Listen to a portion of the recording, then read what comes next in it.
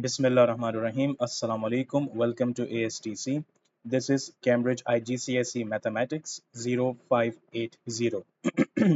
So, today we will be discussing October November 2025, paper 41. All right, so let us get started.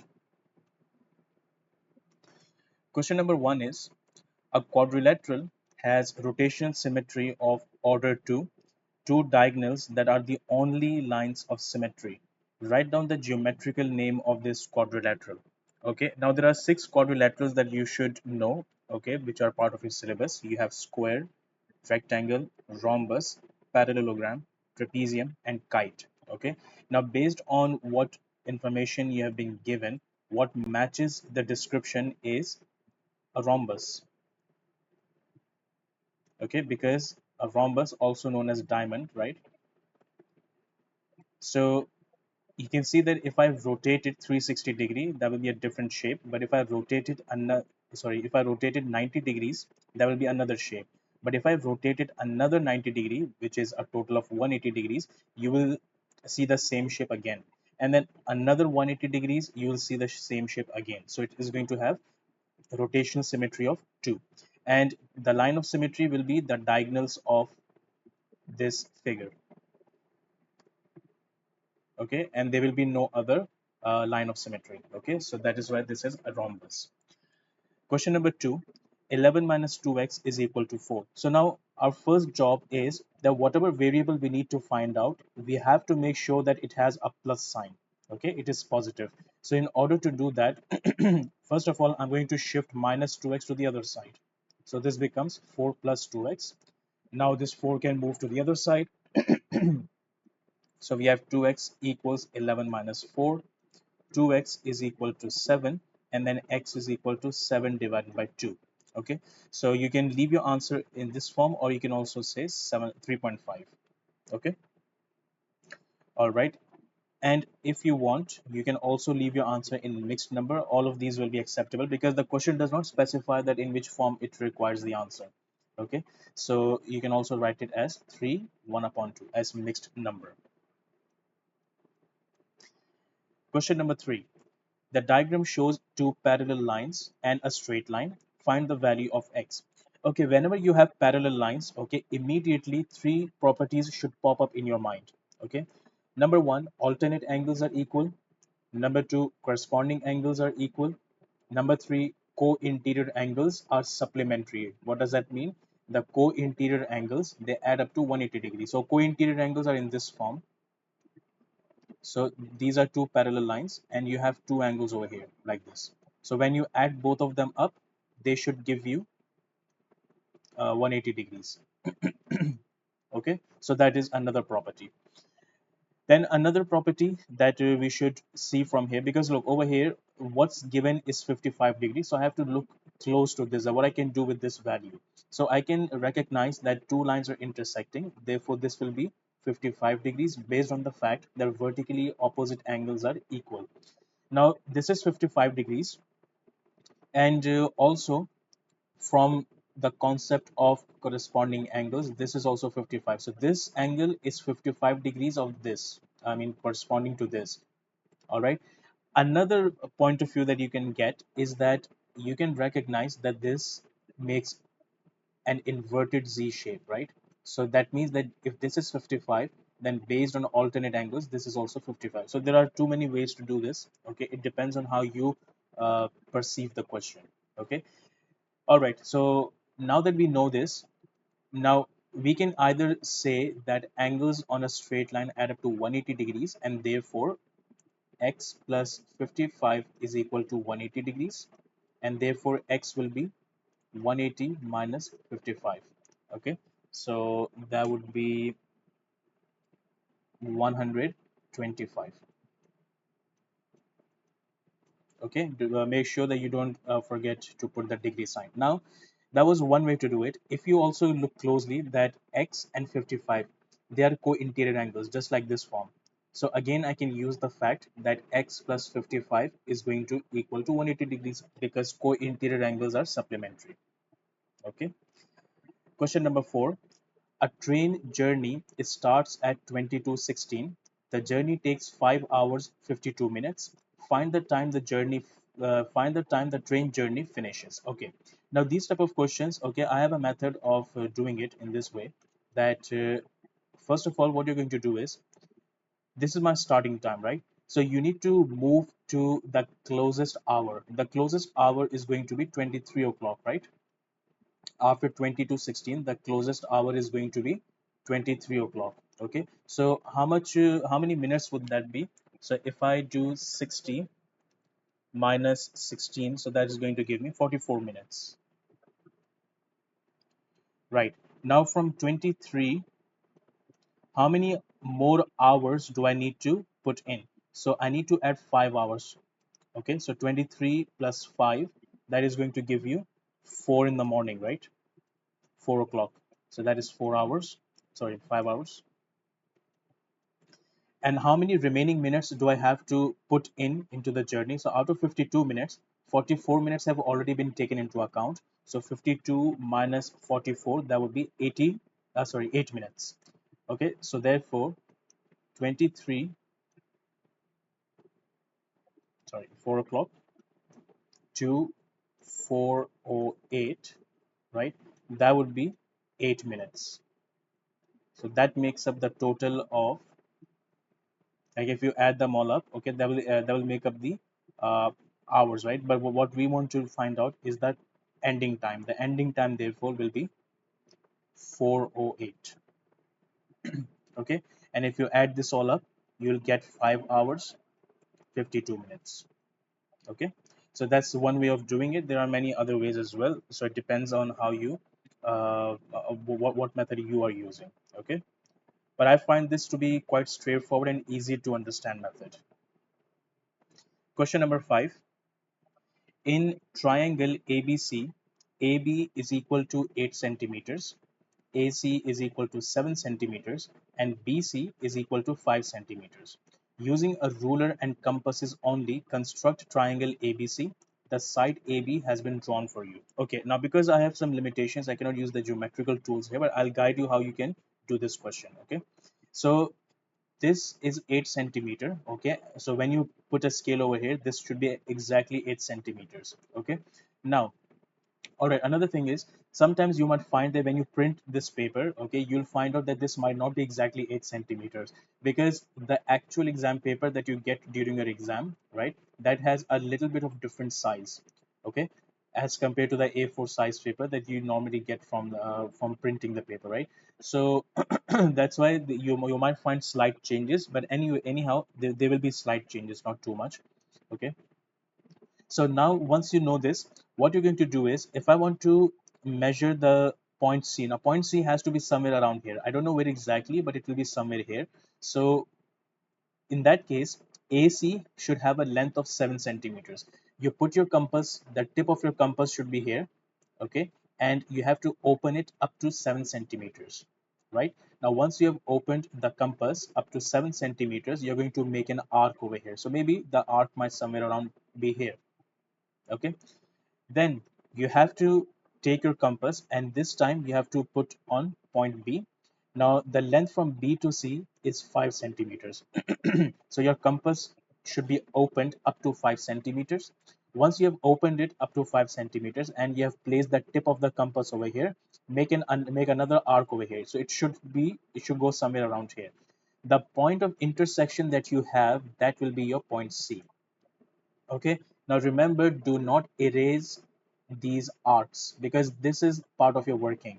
Okay, these construction arcs, these are the ones which are going to help you score in scoring the method marks. Okay, once you have found this, okay, now you can join the lines and you can construct your triangle. Okay, so join from A to C. Okay, and then from C to B. So this is roughly how it should look like.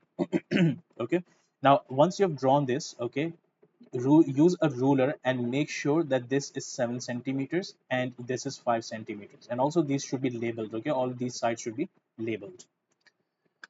All right, so now let's move to question 5 part B. Measure angle ACB.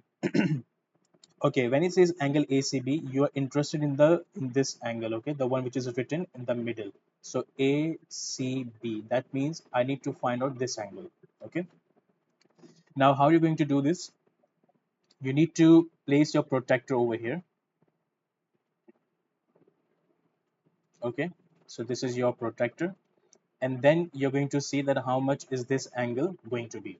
All right. So your answer should come in a range of 80 to 85 degrees. That is the range given in marking scheme. Okay, so this is your answer should be between this range. Okay, within this range. All right, part C. Triangle ABC is a scale drawing of a field. The scale is 1:10,000. Find the actual distance from A to B.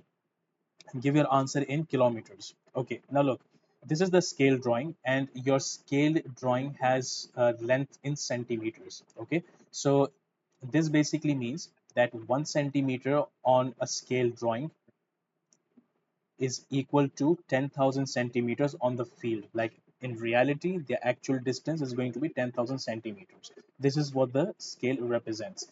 Now, if I want to find out the actual distance from A to B, so we know that from A to B, the distance in the scale drawing is 8 centimeter, right? So this distance would be, you cross multiply them. So this is going to be 8 times 10,000, which will be 80,000 centimeters. But we need the answer in kilometers. So in order to convert from centimeter to kilometer, you must go to meters and then to kilometers, because you do not have a direct conversion factor from centimeter to kilometers. So what we can do is, we know that whenever we are moving from a smaller unit to a bigger unit, we always divide. So this is my value. Now, in 1 meter, there are 100 centimeters. So if I want to go from centimeter to meter, I have to divide by 100. Okay. At the same time, this meter, when it goes to kilometers, I have to divide by 1,000. So that would be dividing by 1,000 from 80,000. Okay. So that's how you have to work out this. Now we can cancel out the zeros. 4 zeros will be cancelled out, and you will be left with 8 upon 10, which is going to be equal to 0.8 kilometers. Okay. All right. So let me just quickly write this down if in case still someone is confused. 1 centimeter is equal to 1 upon 100 meters, and 1 meter is equal to 1 upon 1,000 kilometers. Okay, so that's the conversion factor that we are using. Okay, then it says B is due east of A. Okay, now what does this mean? Due basically means towards. Okay, B is towards east of A. So where is my point A? This is the point A. If I were to draw north, east, west, and south, right? So you can see that if I move towards east of A, that is where my B is. Okay, that is what we mean by this statement. It says find the bearing of A from B. Now, in questions which are related to bearing, you always have to look for from. From which point am I supposed to look at it? Okay, that is important. So it says from B, that means I have to draw my north at B. My north should be at B. That's the first thing. Okay, now once I've done this, now I need to see that in order to move, because look, the bearing we know is the clockwise direction from north. So therefore I have to go clockwise. How much? Until I can reach A, that is how much, because once I reach this line, then I can move towards A. So I need to find out what is this angle. Now we know that north is always 90 degree, it is always perpendicular to your horizontal. So if this is 90 and the angle at a point add up to 360, so therefore the bearing is going to be 360 minus 90, which will be equal to 270 degrees. All right, that is the end of question 5. Question number 6, expand the bracket. So first this g is going to multiply with 3, then it is going to multiply with minus 2g. So make sure you take into account the negative sign. So this becomes 3g minus 2g square, and that is the answer. Okay, next question, question number 7. Now, in question number 7, it says, write down the inequality represented in the diagram. Okay, whenever the question comes up, okay, on a number line, first of all, let us see what are our boundaries. My boundary is -3 and 2. So let me first write that down. Okay, now, first we have to write down the boundary. Now I have to decide that whether my sign is going to be this or is it going to be this, right? That's what I have to decide, that what is going to be my inequality sign. On the left hand side, you can see that we have a hollow circle. The hollow circle means that this number is not included.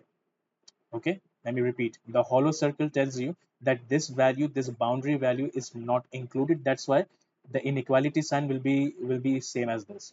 However, on the right hand side, this is a solid circle. Okay, this is a solid or a shaded circle. Okay, this tells you that this value is included in your inequality. So therefore, this is going to be less than or equal to 2. Okay, and that is what my final answer is going to be. That x is between -3 and 2, where 2 is inclusive. Okay, then it says write down the integer values of x that satisfy the inequality. Okay, now here what we can do is, because in order to find the values of x, okay, we need to find the value of x, but the inequality is given in terms of 2x, so I have to get rid of this 2. So I can split this into two inequalities. Okay, and all I have to do is I have to divide both sides by 2. So divide both sides by 2. What happens? This 2 cancels, so you'll be left with -2 and x. So -2 is less than x. On this side again, you divide by 2 both sides, so here you'll be left with x is less than or equal to 4. Now you can join them back, and that's the inequality that we are interested in. Okay, another way to do this is, if you want, you do not have to split them up, you can just divide them at the same time. Okay, so that is also possible, no problem in that. So you can directly get this answer as well. Okay, but it is better sometimes when you have like for example, you have 2x minus 5, or you have a little bit more complicated inequality, so maybe then in that case it is better that you split them up. Secondly, whenever you're splitting them up, do not change the position of x. So if over here x has this position, you have to keep it over here. Even if it is negative, then you have to divide by negative. Okay, get rid of the negative sign, but x cannot move. Okay, similarly on this side, x is in this position, right? So you cannot move this x. You have to keep it in this position. All right, now this is my inequality, but the question is not asking about the inequality. It is asking that what are the integer values that satisfy this inequality. So we can see that -2 is not included. So I have to look at a greater value. So the values will be starting with -1, then you have 0, then you have 1, 2, 3. And now here 4 is included. So therefore 4 is also part of the answer.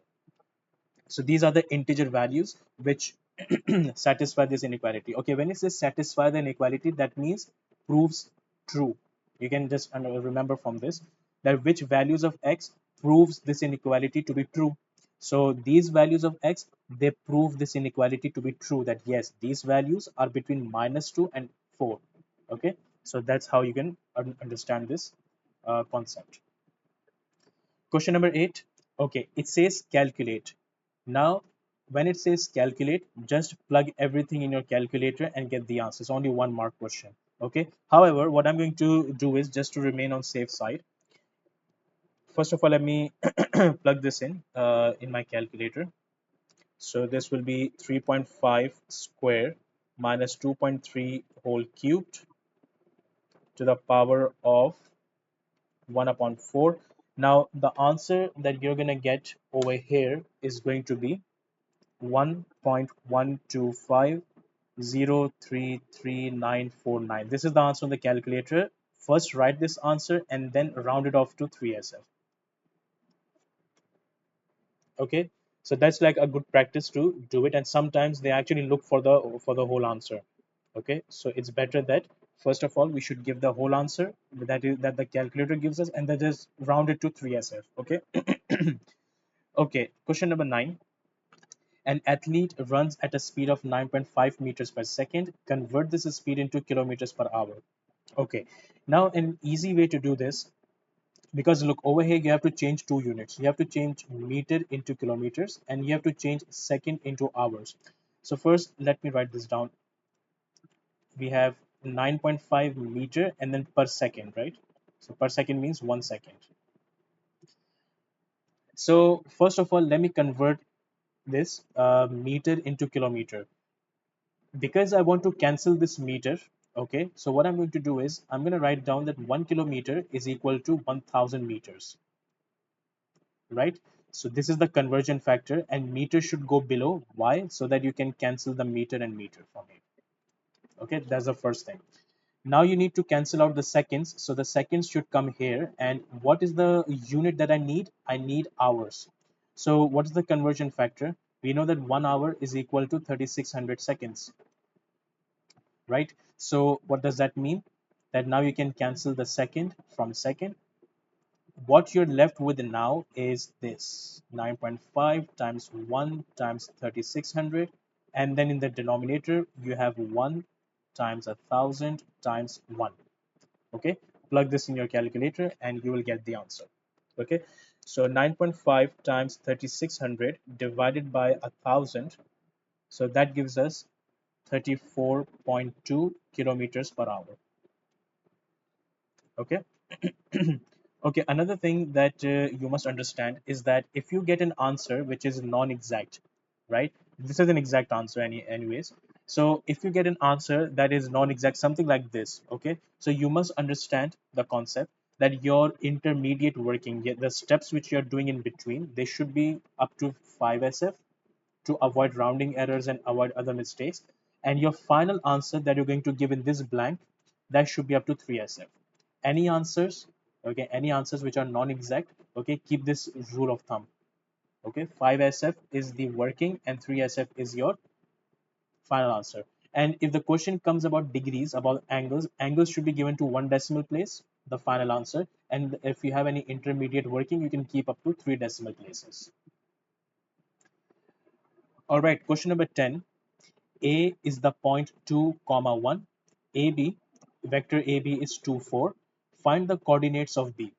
Okay, now one thing that you must understand very carefully is that whenever you have any coordinates, okay, the coordinates are actually corresponding to position vectors. So if A has this coordinate, that means that my vector OA is going to be 2 1. Okay, and my vector OB, that is what I need to find. If the question is asking you to find the coordinates of a point, so like for example coordinates of B, in other words he's asking you to find out what is the vector, but obviously the answer, final answer, is going to be in the form of coordinates, right? Now we know that AB is equal to OB minus OA. Okay, whenever you have a vector, it is the second letter minus the first letter, the position vector of the second letter minus the first letter. So if suppose if I have vector PQ, so it should always be like this, that the vector of the position vector of the second letter minus the position vector of the first letter. Okay, now how does this come to be true? We don't really have time for proving this concept at the moment, right? But you must see that, okay, whenever you have, okay, let me just quickly show it to you anyhow. If let's say that this is my point P and this is my point O, the origin, this is Q, this is Q, and this is P. Okay, not Q. All right, so if I want to move from P to Q, and I don't have the direct vector. So how am I going to do? I'm going to take an alternate path. I'm going to go from P to O and then O to Q, right? So you're going to go PO plus OQ. Now PO is actually minus OP, right? Because we have changed, if I change the direction, this is the default direction that you always move from origin to a certain point. So this actually means that PO means minus OP. Now if I just rearrange it, so that would become OQ minus OP, and that's exactly where you get this concept from. So if I want to find PQ, that would be OQ minus OP. All right, fine. Now I need to find OB. Okay, so first let me write down the vectors. So these are the column vectors that are given. So I can rearrange it and I can say that OB will be 2, 4 plus the vector 2, 1. Okay, so now you just add them up. 2 plus 2 is 4 and 4 plus 1 is 5. So this is the vector, therefore the coordinates are going to be 4 comma 5, because we know that in column vector the top one represents x coordinates and the bottom one represents y values. Okay, all right, that is the end of question number 10. Question number 11 says that in a sale the prices of coats are reduced by 15%. So this is percentage loss, you can say. Okay, percentage loss. The original price of a coat is $60. Calculate the sale price of the coat. So the sale price is basically the price after the discount. Okay, after the percentage reduction. So we know that the original is always 100%. Original is always regarded as 100%.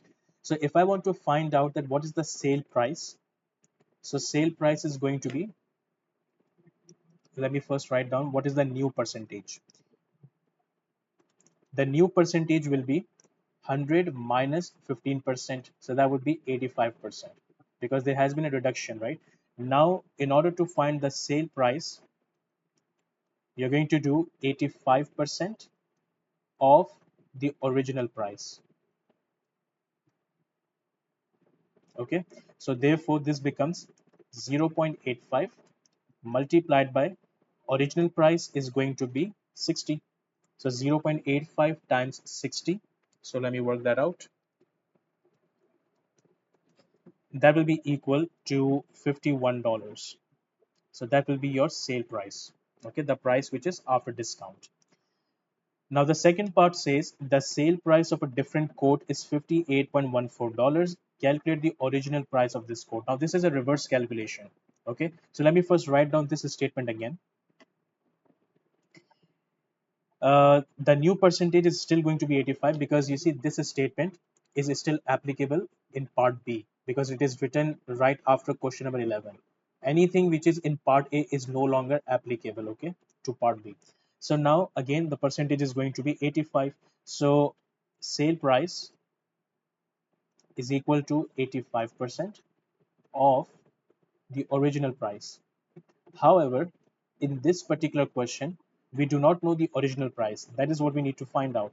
But we know the sale price. So we have 58.14 equals to 0.85. Of means multiply, and let's say that original price is x. Okay, let this be x. So now we can say that x is equal to 58.14 divided by 0.85. Okay, and therefore my answer will be $68.4. Okay, all right. Question number 12. Okay, let me quickly open the calculator so that, yes. So whenever we are going to need it, we can just use it over here. All right. Okay, now it says some students are asked if they like football or rugby. The Venn diagram shows the results. Find the number of students who do not like rugby. Okay, now if I were to use a set notation for this, so number of students means n, and who do not like rugby means who are not part of rugby, so that would be r complement. Okay, so number of students in r complement, that means that everything other than r, so everything other than r is going to be 33 and 4, so that will be 33 plus 4 equal to 37. All right, then it says use set notation to describe the region containing students who like rugby but not football. So that means they like rugby but not football. So we only have to take this into account. Okay. Now How am I going to use a set notation to do that? So that means this is R only, right? Now, if I were to just say that just R, okay, just R would also include this 7. So what instead I'm going to do is we can work around this. We can say that I don't want any part of F to be associated with this, right? I want R, but I don't want any part of F to be associated with this. So one of the ways to do that is saying F complement. Okay, F complement means everything other than F, right? Everything other than F. Now, when I do that, that's going to include 4 and 6 because everything other than F now has two things, right? So that means I have to be more specific if I want this 6 to be included. So I'm going to have to say that, okay, no, hang on a minute. You cannot take everything. I only want something that is not part of F, but it is a part of R. So there you have to use intersection R because intersection is used for common, something that is common in two sets. Okay. So F complement means everything other than F. Okay. That would reduce our options to 4 and 6. But when I say intersection R, then I'm saying that I only want something that also R should contain. So that's why my 6 is going to be the answer. Okay. So that's the answer to this question. Question number 13. The diagram shows two vertical poles, AE and PT, is standing on horizontal ground AP. Okay. Calculate the angle of elevation of point T from E. Okay. So elevation. Now you see, you have to look carefully at keywords. Elevation of T from E. So that means my angle has to be from E. Okay, and elevation of what, which point is elevated? It is the point T. So first let me draw straight lines over here. Okay, and let me connect this. Okay,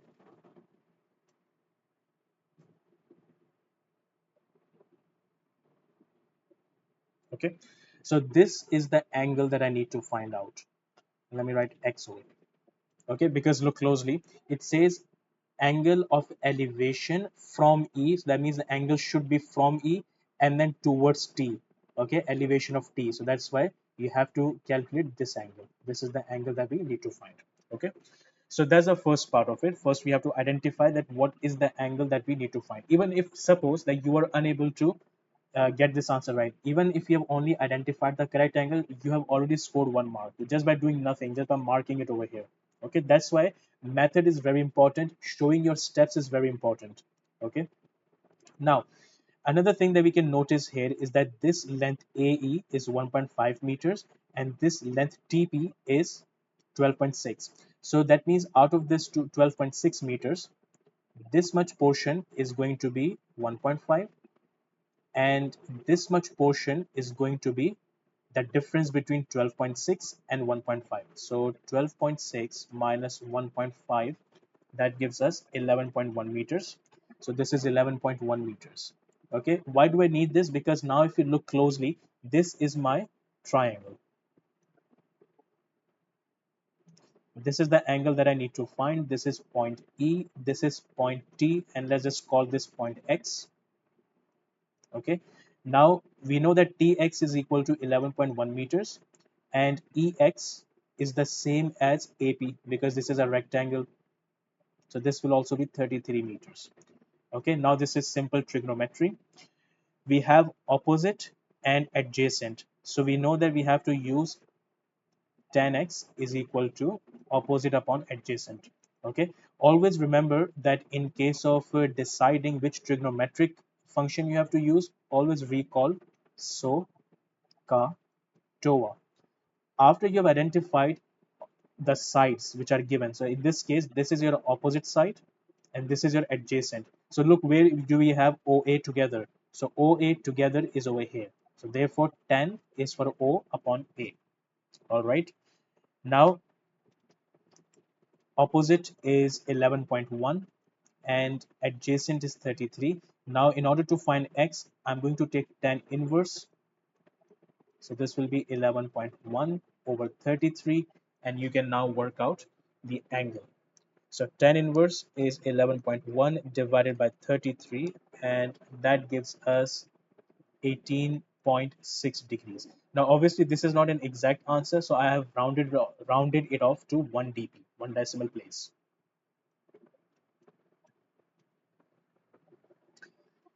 All right, that is the end of question number 11, 13, sorry. Question number 14.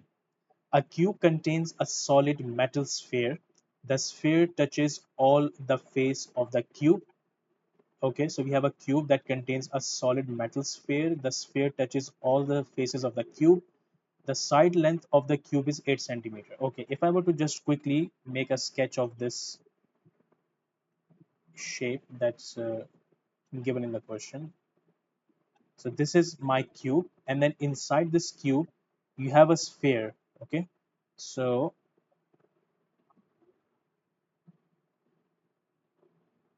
something like this. Okay, let me make it again.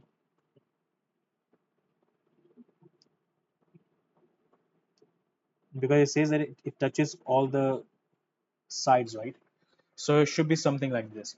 Now you can look over here that if I were to shade this, so this is the sphere. Okay,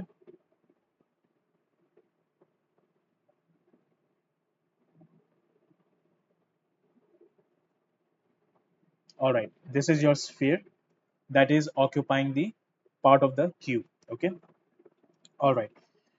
Now it says show that the volume of the sphere is 256 upon 3 pi cubic centimeter. Now the volume of sphere is 4 upon 3, and this is given on the second page of your paper, where the list of formulas are given. So let me quickly go there. So here we have volume of sphere, volume of sphere. This is your volume of sphere. Okay, so we have 4 upon 3 pi r cubed. Okay, so the radius, because it says that the side length of the cube is 8 centimeters, so you know that this is 8. If this is 8, so this kind of looks like the diameter of the sphere, isn't it? So that means if I'm interested in the radius should be 4 centimeters. Okay, so that's why this will be 4 upon 3 pi, and then instead of r, I'm going to write down 8 divided by 2 whole cubed. Okay, now look, your answer is in terms of pi, so do not touch pi. Okay, so it should be just like that. Okay, so now if I work this out, this will be 4 upon 3 pi, and then cube of 4 is 64. Okay, so now let's work this out. 64 multiplied by 4 is going to give you 256 upon 3 pi cubic centimeter. So that is exactly what's written over here.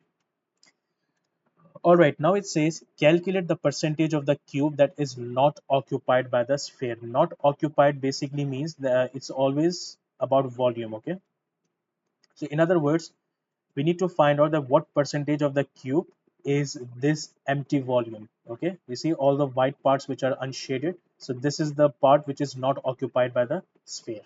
So what we can do is, first of all, we need to find out volume not occupied. Before we can move towards the percentage, first we need to find out the volume which is not occupied by the sphere.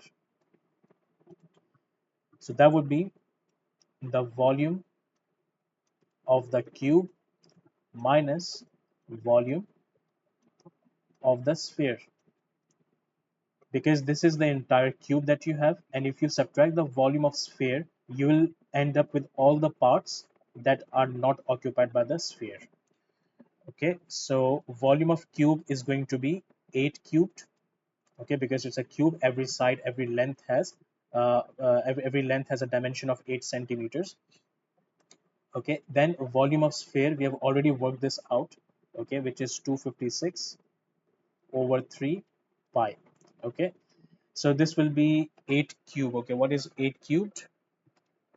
8 cubed is 512 minus 256 over 3 pi. So let us just leave it like this, because this is my intermediate working. Okay, I don't have to convert this into decimal. Now we need to find out percentage. Okay, so the percentage will be this volume not occupied,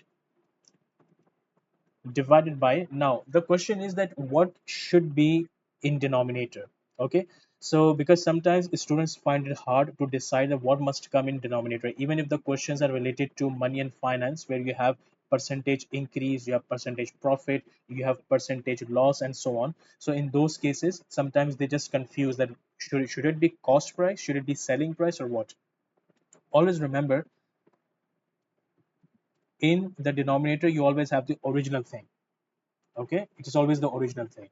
The original thing was your cube, because the cube was there first, and then you put in your volume of, then you put in the sphere, and now you're doing calculations. So the original thing was the cube. Okay, so therefore this must be cube. All right, the volume of cube.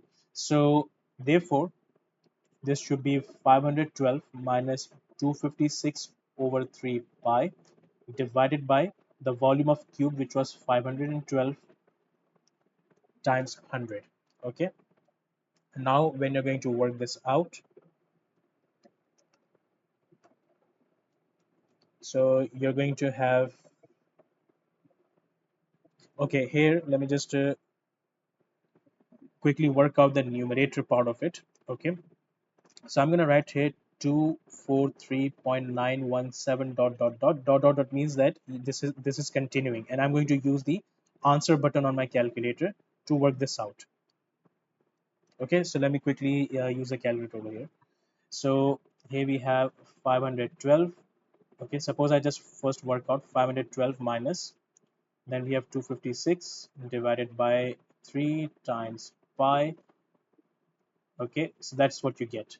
Okay, now I'm going to put my fraction, and I'm going to just plug in the answer button,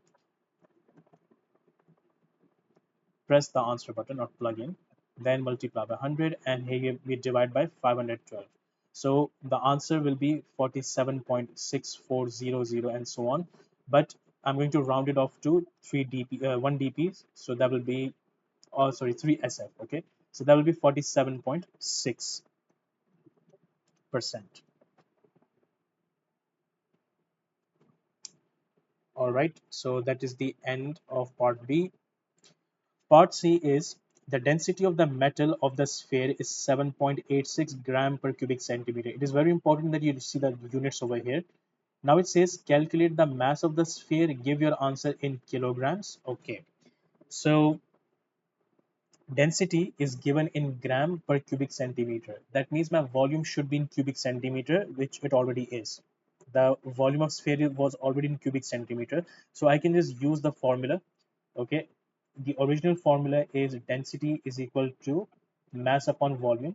Rearrange it because we are interested in mass, so that would be dV, that means density times volume.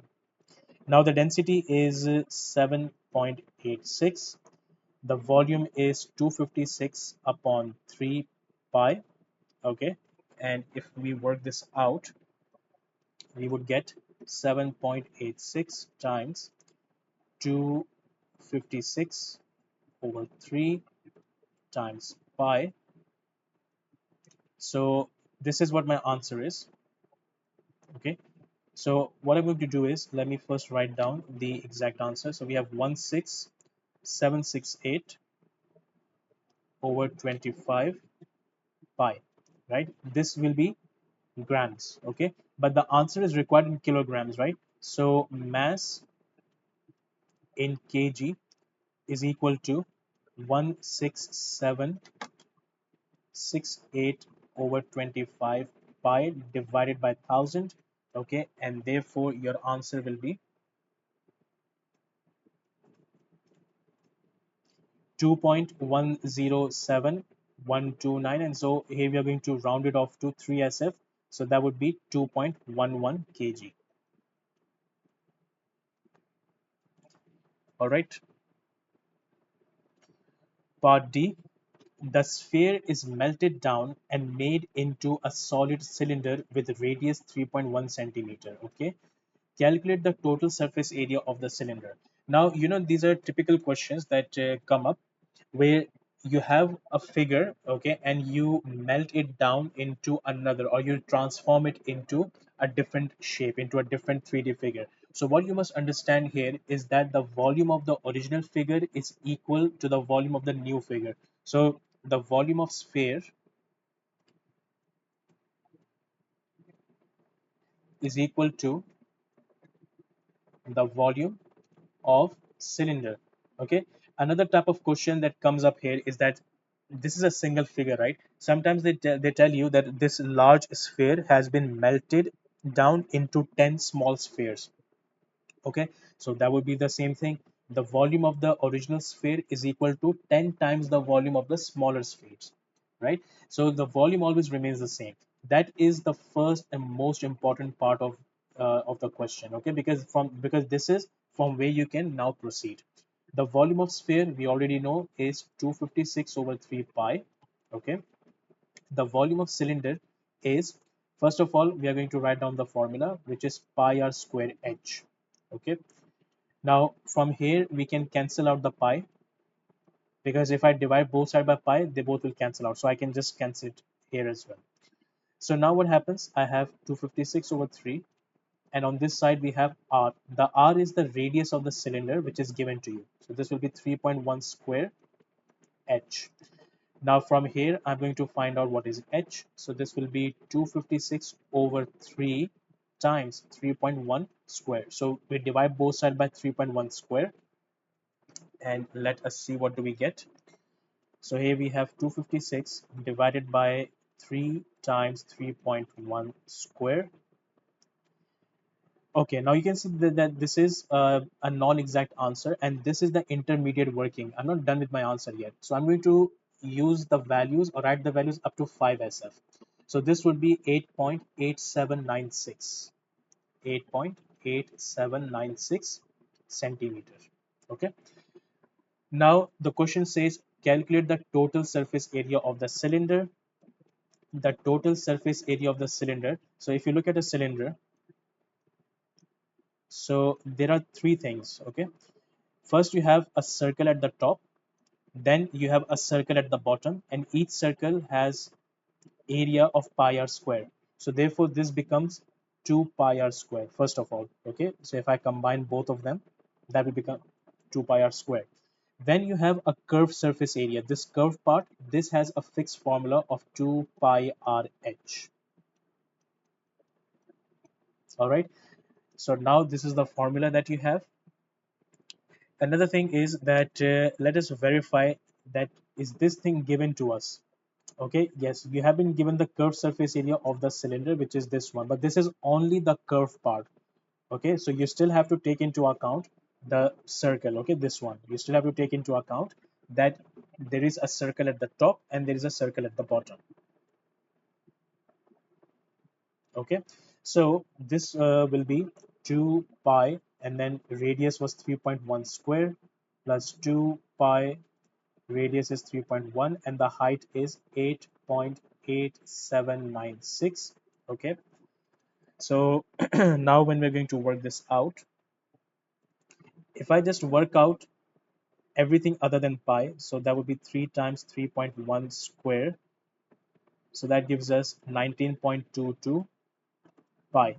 Do not just plug everything in your calculator and just give the answer. Show some working, show some more steps. Okay, because this is a 4-mark question, and therefore it is expected that you should show some steps, right?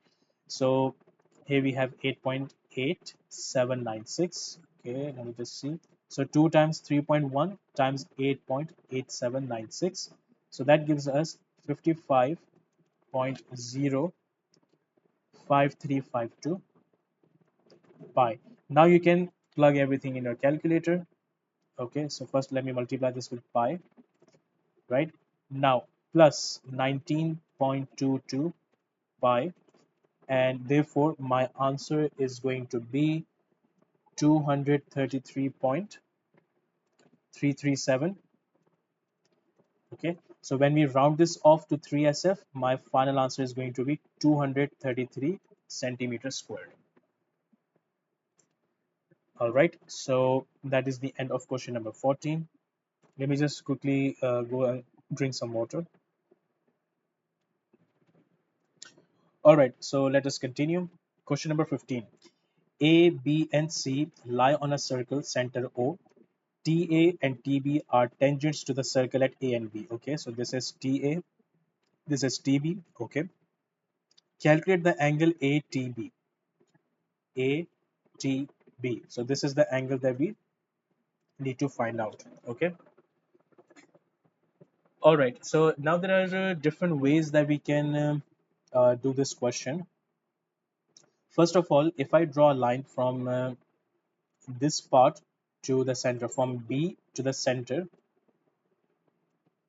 okay, so this is a radius and this is your tangent. So you should know that the angle between the radius and a tangent is 90 degrees. Okay, similarly, if I draw a line from O to A, that will be also a radius. Okay, so therefore this is also 90 degree. So we know that this is 90, we know that this is 90. Okay, now we have been given this 67, so let us see what we can do with this. If you see that 67 is an angle that is subtended by the points B and A, right? So from this arc AB, you can see that this angle is subtended. From the same arc AB, there has been an angle that is at the center. So this is one of the questions related to angle properties, that angle at the center is twice the angle at circumference. Okay, so let me write this down. All right, one more thing. Whatever working you're doing on your diagram, if it is a useful thing that you're going to use later on, okay, make sure that you write as part of your working. So all I'm going to do here is I'm going to say that angle OBT is equal to angle OAT, which is equal to 90 degrees. Simple, nothing more, nothing less. Okay, nothing more, nothing less. Then this angle AOB, this should be 2 times 67. Okay, so 2 times 67, that will be 134, is it? 2 times 67, yes, 134. Okay, so we know that this angle is 134 degrees. And from which property do we know this? We know that angle at the center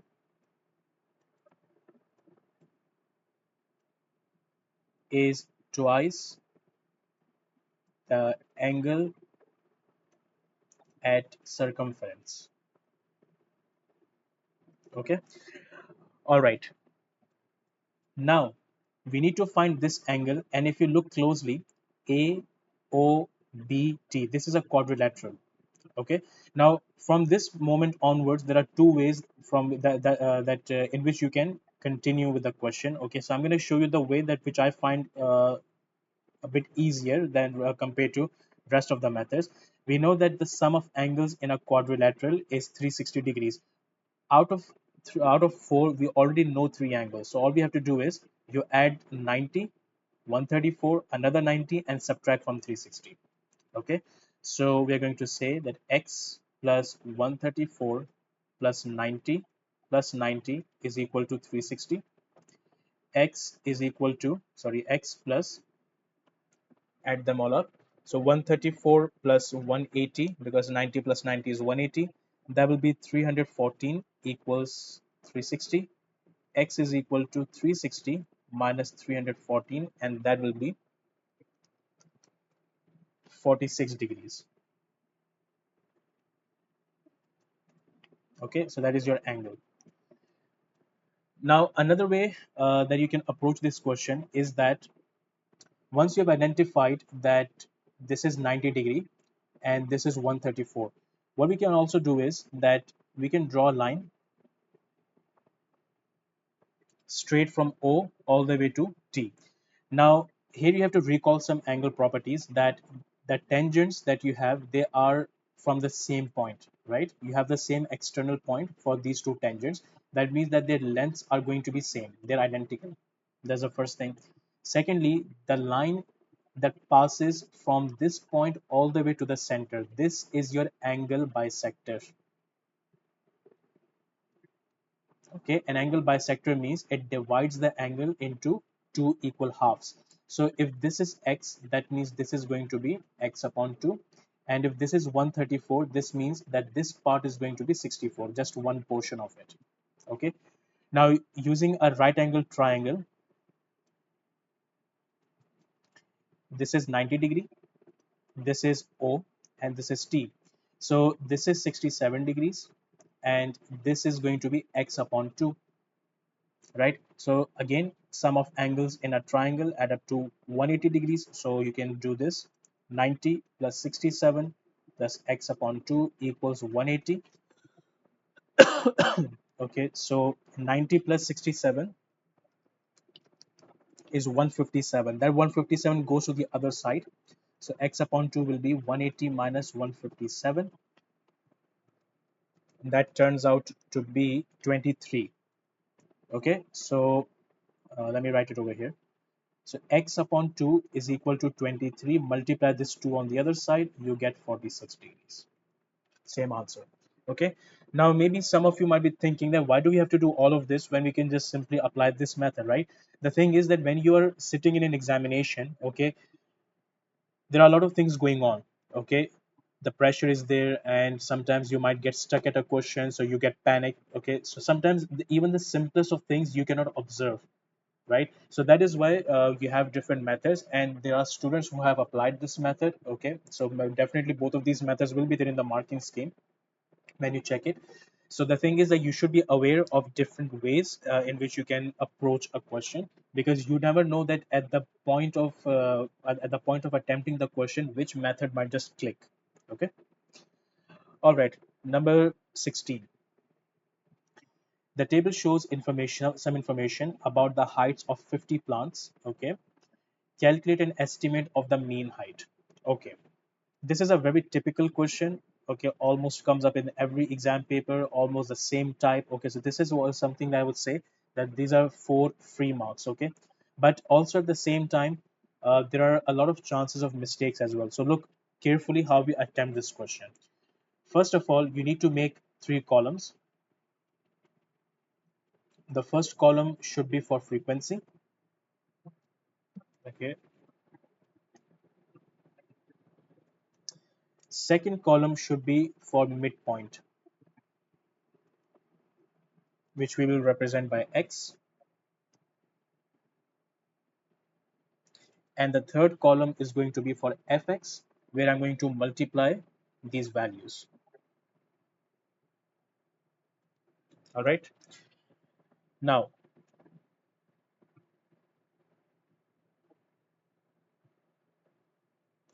so let us write down the frequencies first. So this is 3, then we have 24, and then we have 23. Midpoint. Okay, first of all, why do we need this method? Because we need to estimate the mean, right? For mean, we need to have a certain value. We don't have a certain value because we don't have the original values. Because look, in the raw data you have been given the original data set, but here we don't.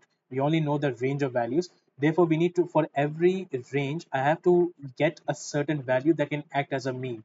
And obviously what we're going to do is we will take an average value, we'll take the mean value.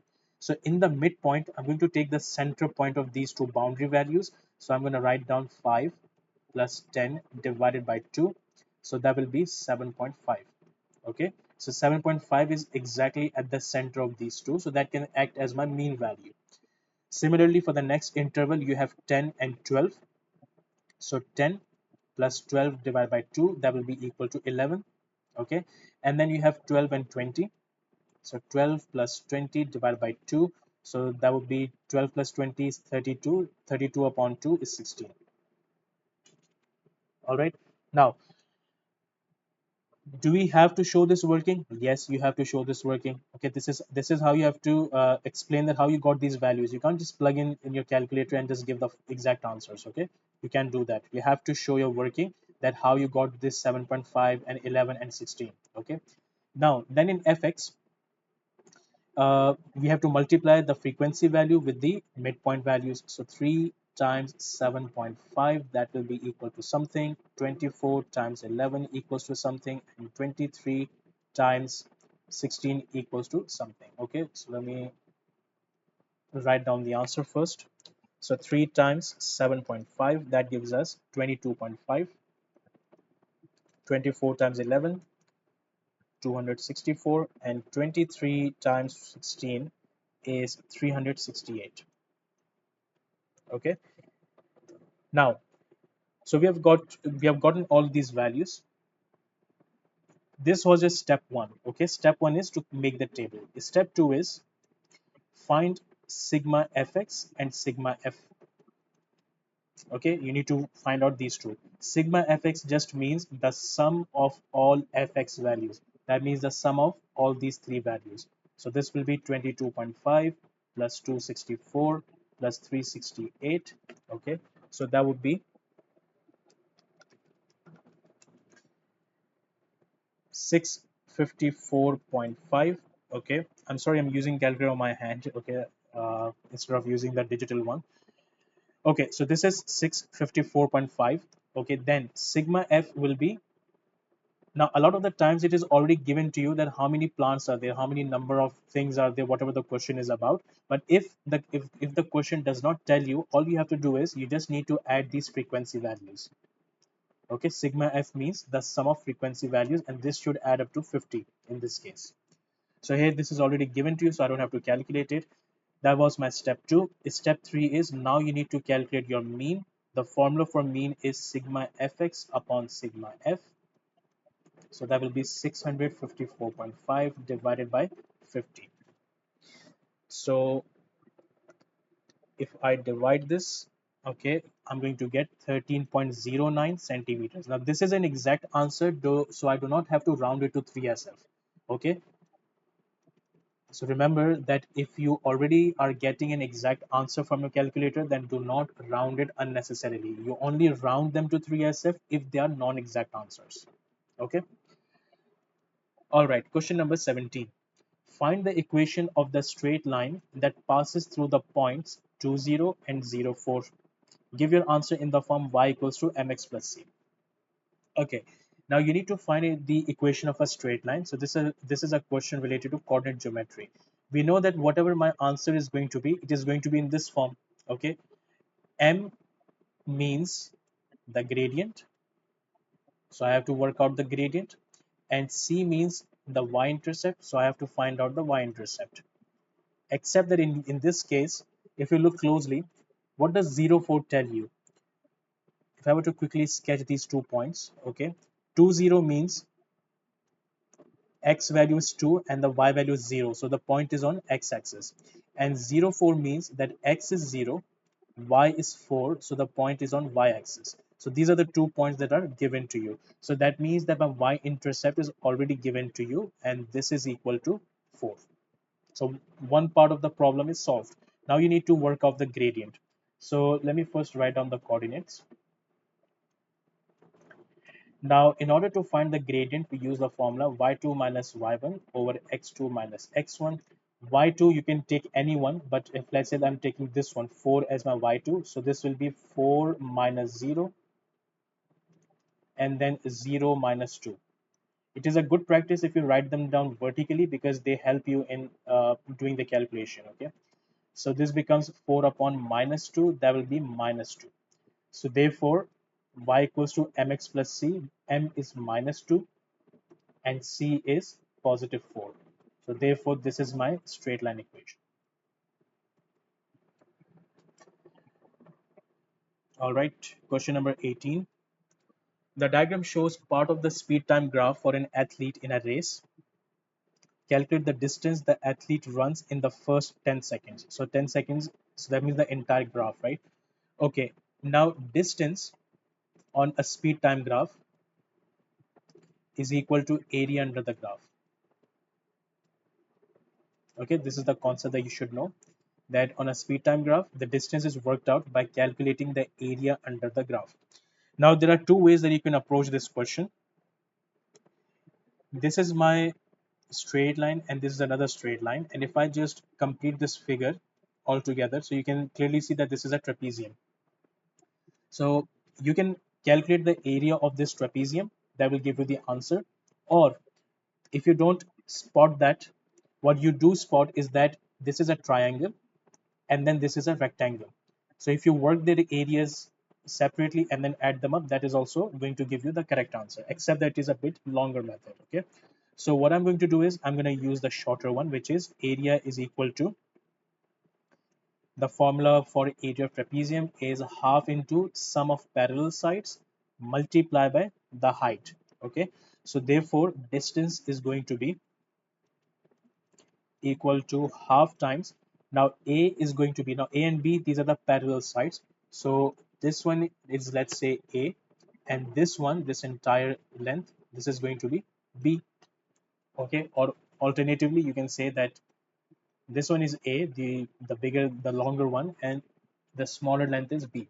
So A is going to be 10, okay, and this one is going to be the difference between these two values. So 10 minus 2, that will be 8. Okay, now multiply by the height of trapezium. So the height of trapezium is the vertical line. So in this case, it will be 8. All right. So this 2 and this 8 can be simplified. You're left with 4 here. Then we have 10 plus 8, which is 18. So 18 times 4 gives us 72. So that is the answer. Okay, part B. The length of the race is 100 meters.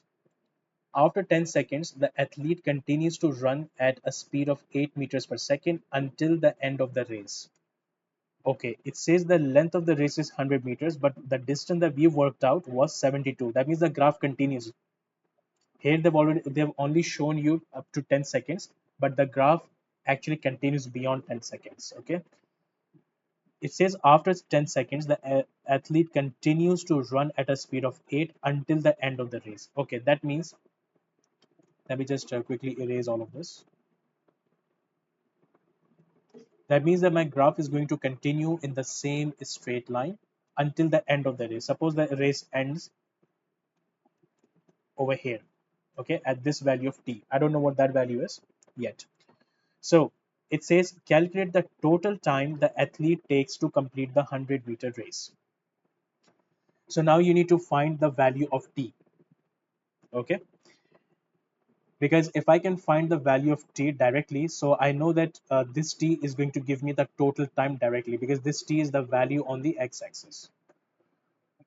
Okay, so what I can do here is, I know that if I now if I look at a bigger picture, starting from here, and this time I'm going to take this as my whole trapezium. Okay, this trapezium has a length of t. Okay, the first length is going to be t. The second length is going to be t minus 2. Okay, because if I want to find this part, this will be t minus 2. So you can apply the same formula again. Okay, so let me write this down. Distance is equal to, again, half into a plus b times height. This time the distance is given to you as 100 meters. The first length is going to be t, right? This one. So this is your a. The second one will be t minus 2. So t plus t minus 2. And the height is going to be still 8 meters. Sorry, 8 meters per second, right? Now what we can do here is first cancel this off. This becomes 4. This 4 can be divided on the other side. So instead of expanding the bracket and making your life difficult, okay, what we can do is just take this 4 to the other side and divide on that side. So 100 divided by 4. And here we can do t plus t, that is 2t minus 2. So this becomes 25. And this 2 can go to the other side, becomes plus 2. So now you're left with 2t equals to 27, and t will be equal to 27 divided by 2. That gives us 13.5 seconds.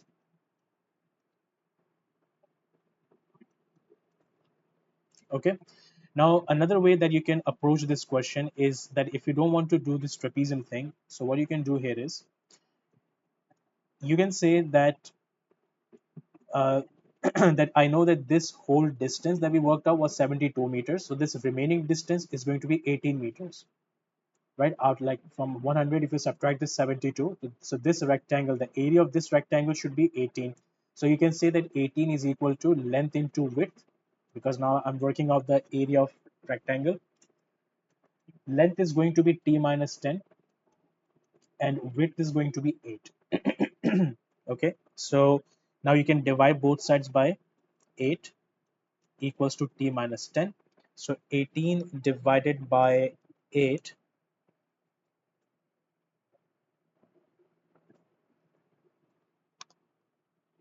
let me check something. So this is t and this is t minus, oh, okay, my bad. This is 28, not 18. All right, 28 divided by 8. So that gives us 3.5, right? So this becomes 3.5, and this 10 can now be added on that side so that you get t equals to 13.5. Okay, so the same thing, right? So these are two approaches that you can use to get the final answer. All right, question number 19. The mass of a radioactive substance decays exponentially at a rate of 10% per day. The initial mass is 20 and rate is 10%. Okay, find the number of whole days it takes for the mass of the substance to be first less than 1 gram. Okay, first of all, identify the type of question. Okay, look, this is a 3-mark question, so definitely there are different steps involved. The first step is always to identify the type of question, so you can actually figure out in your head that which chapter does this question belong to. Okay, now this is a question related to exponential increase or decrease, because the word decay means decrease, so this is exponential decrease. The very first thing you should know is that the formula for exponential decrease is y equals to a times 1 minus r to the power of n. That's the first thing.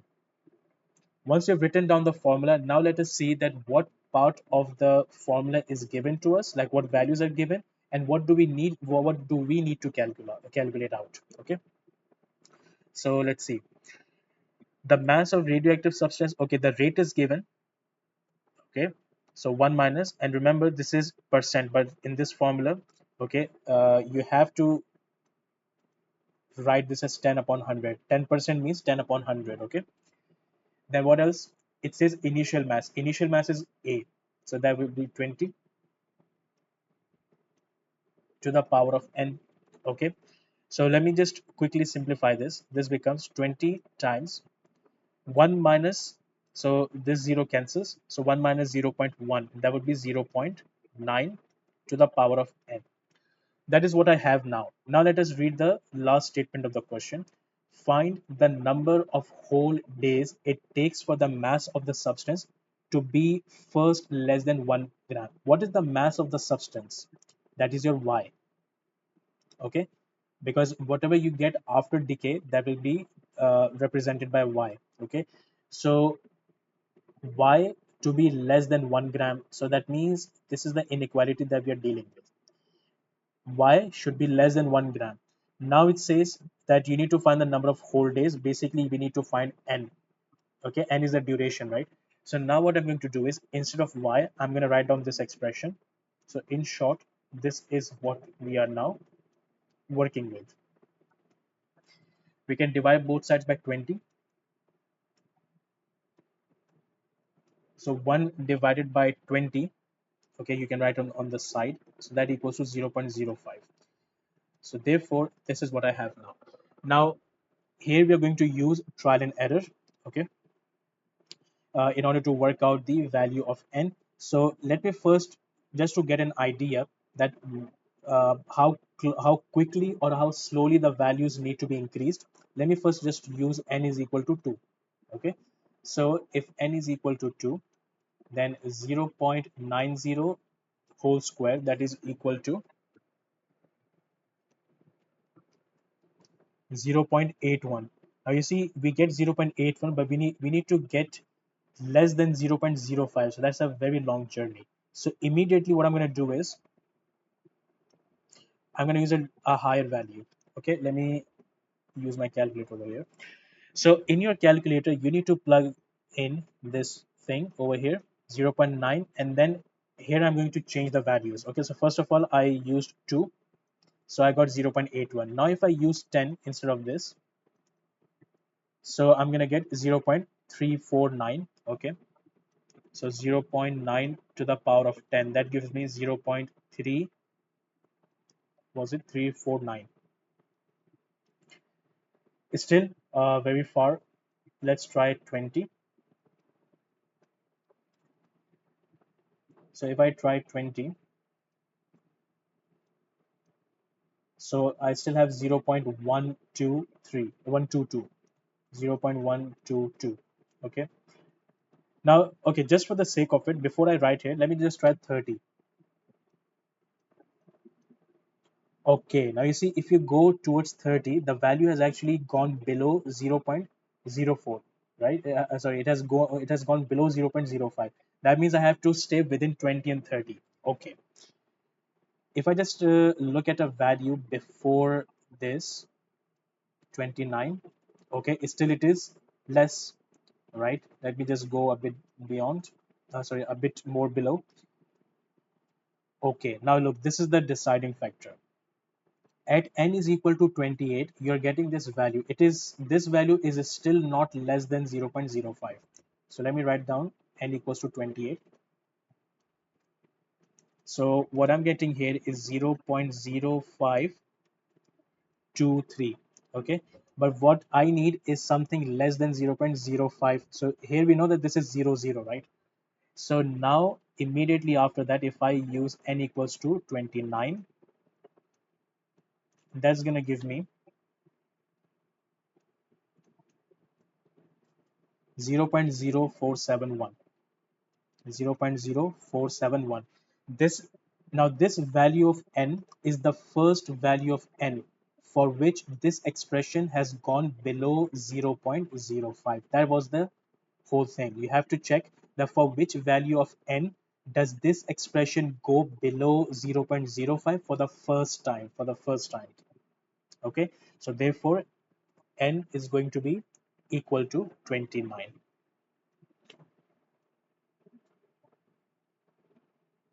All right. Now, obviously, there is another easier way as well, but that easier way, that's it depends on if you understand that method. That is the use of logarithms. This is not part of your syllabus. Okay, that is why I'm not showing this method. You can use this method, but the thing is that it requires some other rules to be taught first, and then you need to understand the entire concept. Then only are you able to work this out. Okay, so therefore this method does not come up like at the moment. It comes up in A levels, so that's why I'm not teaching this method. I'm not using this method. In your syllabus, you're only supposed to use the trial and error method. Okay, all right, let's move to question number 20. These are the first five terms of a sequence. Find the next term. Okay. Now we need to understand the pattern first. Now what is going on here? So whenever we are trying to understand the pattern, the first thing that we look for is the linear sequence. Okay. Is it a question related to linear sequence or arithmetic sequence? Okay, in which you have a constant difference. Okay. So let me see. 48 minus 24 is going to give you 24, right? But if you do 24 minus 24, then you're not going to get 12, you're going to get 0. So therefore this is not a question related to arithmetic sequence. Okay, once you have identified that this is not a question related to arithmetic sequence, the next step that you have to see is about the geometric sequence or the exponential sequence, where you multiply by a certain value to get the next value. So if I how can I get from 48 to 24? You can, if you notice the pattern, each time you move to the next one, the value becomes half. Okay, so that means that we have to multiply this by half. So 48 times half, that is 24. 24 times half, that is 12. Okay, multiply by half, you get 6, and multiply by half, you get 3, and so on. Okay, so that means the next term would be 3 multiplied by 1 upon 2. That would give us 1.5. 3 upon 2 or 1.5. You can add either one. Then it says find the nth term. Now, because this is a question related to exponential sequence, okay, or also known as geometric sequence, depends on what terminology you studied back during your course. The formula that we use is a r to the power n minus 1, where a is the first term. So the first term is 48, and r is what we call the common ratio. Okay, the common ratio is the value that you are multiplying constantly. Okay, so this will be 1 upon 2. Then we have n minus 1, so this will be n minus 1 as it is. Now you need to simplify it further. So what I'm going to do is you have to understand the rules of indices, okay, in order to work this out. That if I have a to the power m multiplied by a to the power n, what do we do? We add the powers, right? Similarly, if the powers are already added, what do? We actually go a step back, right? So that means I can write the powers in this form. See, I'm just following the pattern. If a to the power m plus n can be written in this form, a to the power m multiplied by a to the power n. Similarly, 1 upon 2 to the power n times 1 upon 2 to the power minus 1. Okay. Now, this part, 1 upon 2 to the power minus 1. Okay. If I were to write this over here, okay, is going to give you 2. How does it give you 2? Because when you have a power of minus 1, it actually means take the reciprocal. Okay. It just means take the reciprocal. So this means multiply by 2. Okay, now this 2 multiplies by 48, so you get 96 times 1 upon 2 to the power of n, and that is going to be my final answer because I cannot simplify it further. Now, very important, once you have identified the nth term, verify that is this going to give you these terms or not. So suppose that I write down the nth term first to the power of n. Now let's say if I want to find out for the third term, so I'm going to write down 3 over here. It should give me 12. Does it give me 12? It does give me 12. Okay, try one more time. Try with the last term. This is the fifth term, so I'm going to write 5 here. It should give me 3. It gives me 3. This has now been verified that your answer is 100% correct. Okay, number 21. In triangle STU, ST is equal to 8 centimeters, SU is 9 centimeters, and angle TSU is 50 degrees. Calculate the area of triangle STU. Okay, first of all, I need to draw the triangle. It says TSU, the angle TSU is 50 degrees. So that means the angle over here at S. So let's say this is my S. So TSU, or you can write T over here and S over here, T over here or U upon here at this point. Okay. But S has to be here or S can be there as well. So basically you can write S over here as well. Okay. No problem in that. The main idea is going to be that angle TSU, this is 50 degrees. Okay, now based on this, TS or ST is 8 centimeters, SU 9 centimeters. You need to find the area of this triangle. Now this is not a right angle triangle, so therefore, in order to work out the area of a non-right angle triangle, we use a formula half AB sine C. Okay, where C is the included angle between two sides. Okay, and these are the sides.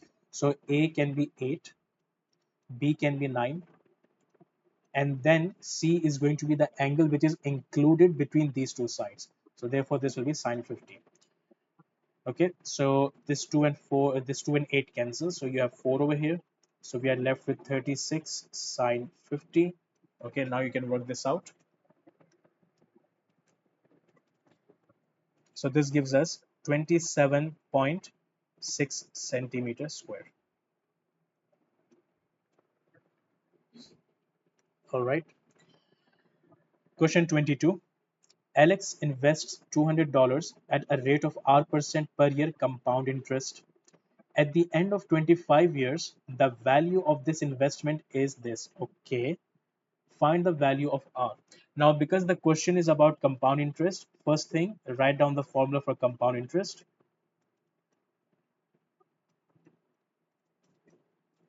Okay. Now, A tells you the amount, okay, or the value of investment that you're going to receive afterwards, right? After the investment, what is the total value they're going to receive? So in this case, this is 301.10. P is the principal amount. It is the value that you invest. So that is $200.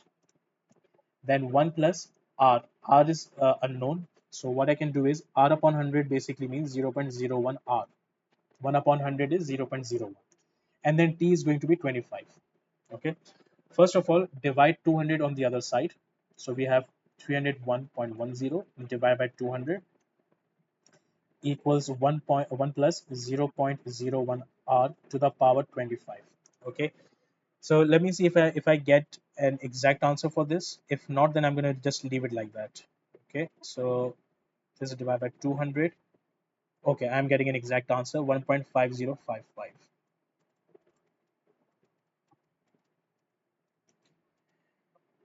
Now what I'm going to do is, because I need to find R, I need to first get rid of this 25. Okay. So suppose if you have x square equals to 4. So what do? We take square root both sides, right?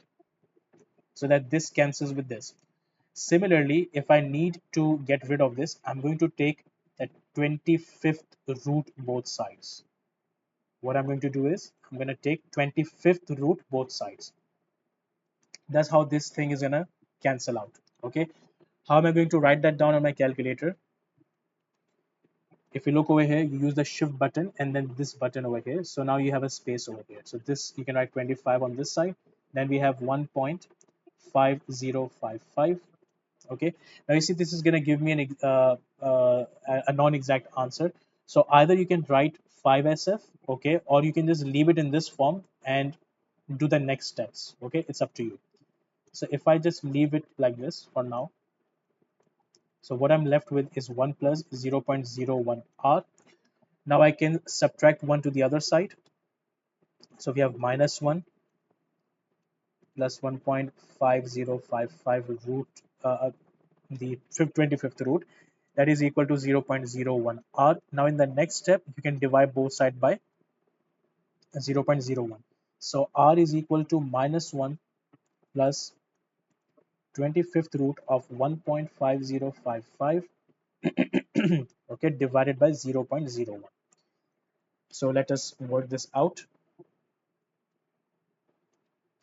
We have minus 1 plus the answer divided by 0.01. So that gives us 1 point. If I round it to 3SF, I should get 1.65%. So therefore, that is the answer. Okay. Question number 23. Y is inversely proportional to root of x plus 1. When x is equal to 8, y equals to 3. Find y in terms of x. Okay. First of all, you need to convert this proportionality into an equation. So we can say y equals to k upon root x plus 1. Okay, so instead of this proportional sign, I can put in a constant, which is called the constant of proportionality. Now we use the given boundary, which is 8 and 3, the boundary values. Okay, so here we have y equals to 3 and x is 8. So 8 plus 1 under root. So that means 3 is equal to 8 plus 1 is 9. So square root of 9 is going to be 3. So therefore, k is equal to 3 times 3, which is equal to 9. So therefore, my final answer is going to be y is equal to 9 upon, you plug in the value of k, 9 upon square root of x plus 1. That is the answer. Because the question tells you to find y in terms of x. Okay.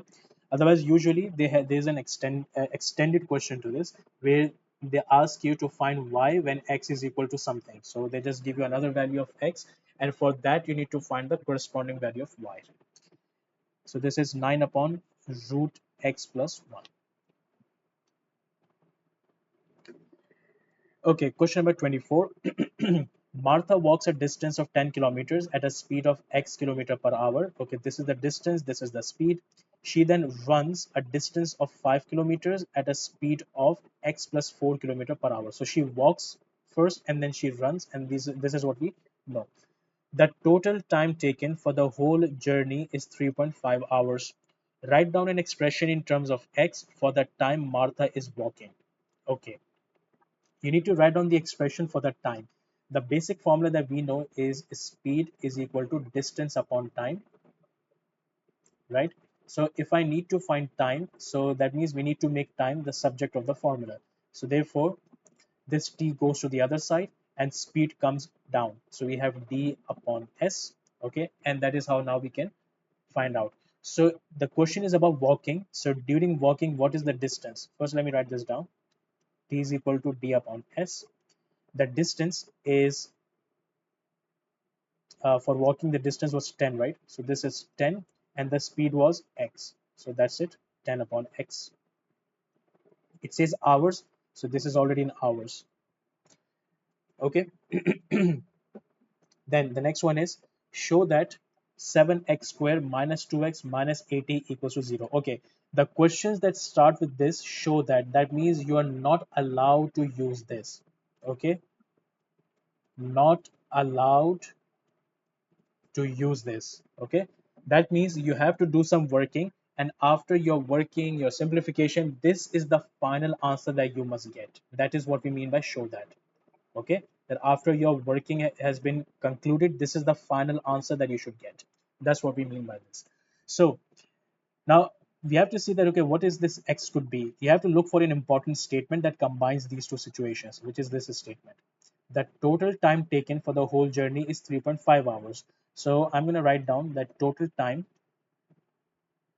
is equal to time for walking plus time for running. Okay, so the total time is already given to you, which is 3.5. The time for walking, we already found the expression 10 upon x. The time for running would be, again, distance upon time. So distance is 5 and time is x plus 4. So 5 over x plus 4. Okay, now what we can do here is, now you see 3.5, because everything is in fraction, it is better if I can write this down in fraction. So 3.5, if you just write here, it will automatically give you in fraction, that is 7 upon 2.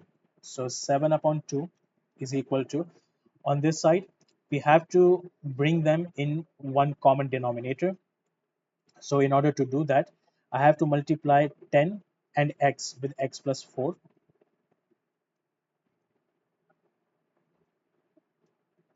and I have to multiply 5 and x plus 4 with x. So this becomes 5x, and this becomes again x times x plus 4. Now you have the same denominator, so you can now combine the numerator as well. So here we have 10x plus 40 plus 5x over x times x plus 4. 7 upon 2 is equal to, now 10x plus 5x, that would be 15x plus 40, and you can work out the denominator, that would be x squared plus 4x. Now we are going to cross multiply, so that would be 7 times x squared plus 4x, and on the right hand side you have 2 times 15x plus 40.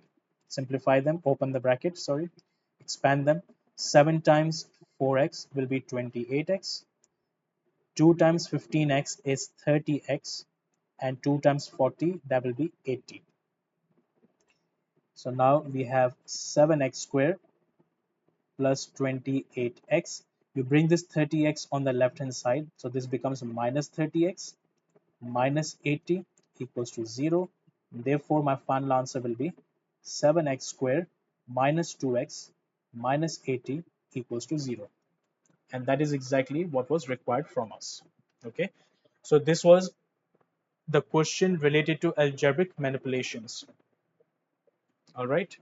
Now the next part is solve 7x squared minus 2x minus 80 equals to 0, giving your answers correct to 2 decimal places. Now, whenever you see a quadratic equation and right after that it tells you that your answer should be two decimal places, this is a hint that you have to use quadratic formula. Okay, you cannot factorize this, so don't waste your time, okay, trying to factorize it. So you have to use quadratic formula for this part. So we know that x is equal to minus b plus minus b square minus 4ac under root over 2a.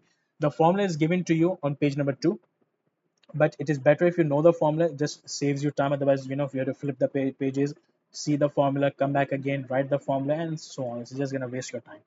Okay. So if you can, it is better to remember the formula.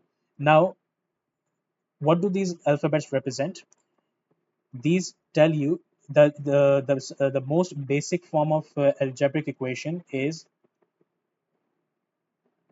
in the form ax square plus bx plus c equals to 0. So this is what it tells you.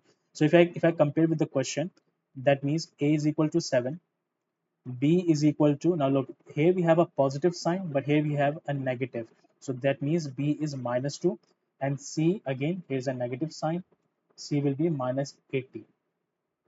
Now you need to plug in these values over here. So x is equal to minus 2.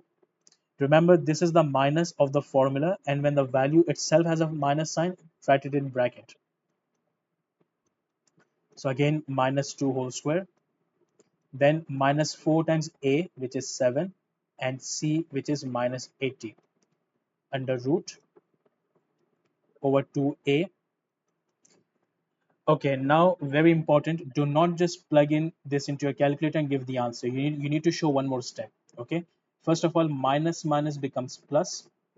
Now I'm gonna write plus sign only over here. You take this entire thing now, okay, take this entire square root, okay, and plug it in your calculator, see what you get. Okay, so minus 2 square means 4, so that would be times minus 4 times 7 times minus 80. Okay, so you get 2 root 561. Okay, I'm going to write this down. 2 root 561 divided by 2 times 7, that is 14. Same thing I'm going to write here, because here you're going to get two equations, one in plus and one in negative. So 2 minus 2 root 561 divided by 14. Now you're going to work out the answers to this. Okay, and look, because the question tells you to round it off to two decimal places, the answer that you're going to give here should be to a greater accuracy. It should be up to 4 decimal places. Then you round it off to give you answer in 2 decimal places. Okay, so let me work this out. So here we have 2 plus root, sorry, 2 root 561 divided by 14. So that gives us 3.5265. 3.5265, and the next one is going to be with a negative sign, so that gives us minus 3.2408, minus 3.2408.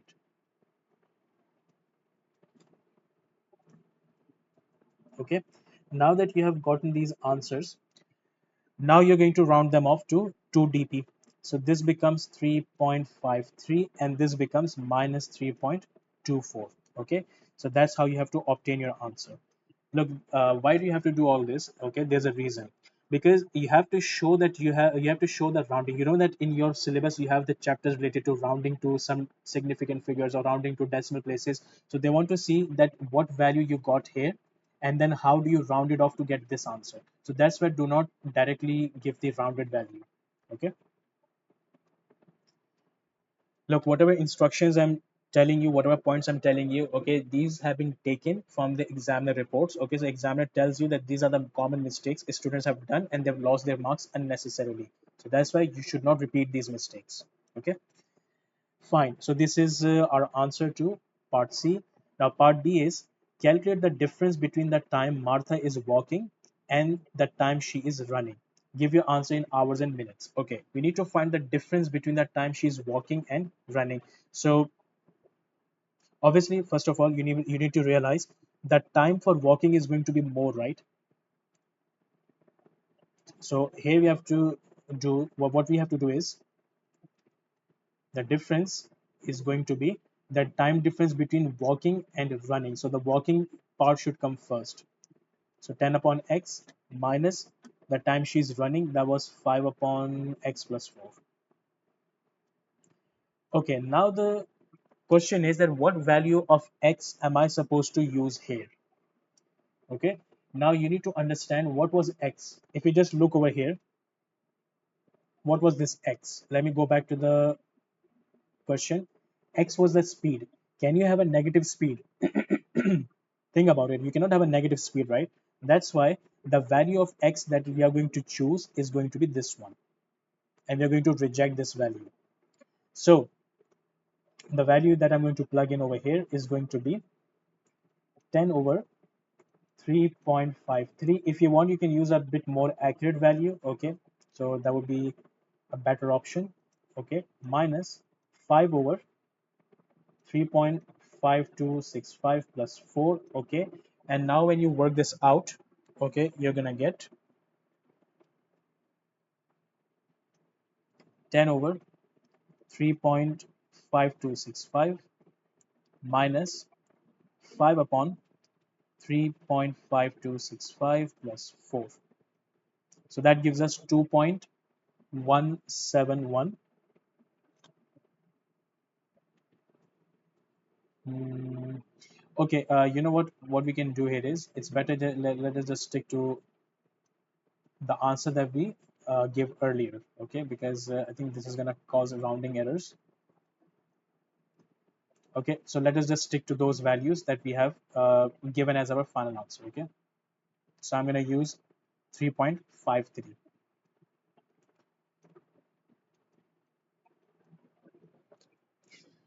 All right, so that gives us 2.169 2.169 hours. Okay, now you have to split this up into hour and minutes. So we know that this means 2 hours plus 0.169 hours. Okay, so I can write down 2 hours over here, but this decimal part must be converted into minutes. So here you can do this. You can multiply this by 60. Okay, so if I use 0.169 times 60, that would give us the minutes, which will be 10.14. So we can just round it off because it says give to the correct to the nearest minute, right? So this basically is 10.14, which is equal to 10 minutes. So therefore, again, look, it says to round it off. So first I'm going to give my original answer, then I'm going to show the rounding part. Okay, so that is the end of question number 24. All right, let me just quickly grab some water. All right, so let us continue. Question number 25. CAIE sorts parcels into two types, light and heavy. The histogram shows some information about the number of parcels CAIE sorts in one day. Okay, so here you have frequency density, you have mass over here. Find the number of light parcels. Okay, the number of something that tells you the frequency. Okay, so if we talk about the light parcels, the mass goes from 0 to 5. So this histogram is already drawn for you. So if we look over here, we know the frequency density value for this. Now in histograms, the formula for frequency density is frequency divided by class width. Okay. So if I need to find out the frequency, so I have to rearrange the formula. So that would be frequency density multiplied by the class width. The frequency density is 20, as we can see. Class width is just the difference between the highest and the lowest. So if you look over here, so 2 minus 0, so that should be 2. Okay. So the number of parcels that you're going to get is going to be 20 times 2, which is 40. Okay. Then it says there are 102 heavy parcels. The frequency is given in this question. Okay. Complete the histogram. So in order to complete the histogram, we need two things. We need to find the frequency density first. So that will be frequency over class width. And the second thing is that we need to find the class width. So basically first we find the class width, then we get the frequency density. Frequency is 102 and class width is going to be, for the heavy parcel, it goes from 5 to 2. So 5 minus 2. So that will be 102 divided by 3. So let me work that out. 102 divided by 3. So that gives us 34. Okay. Now, so 34 is your frequency density. So let us look over here. So first you need to understand the scale. Okay. So you can see that from 0 to 10, there are 5 boxes, right? So that means if 5 boxes represent 10 units, then how much is one box going to represent? Okay, cross multiply them. 5x equals to 10, x is equal to 10 upon 5, which is 2. So that means every small box represents 2 units. So if I start from 30, so this should be 32 and this should be 34. So that means my histogram is supposed to start from here. Okay, so first of all, let me, okay, make sure you use a ruler, okay, and a sharp pencil to do this.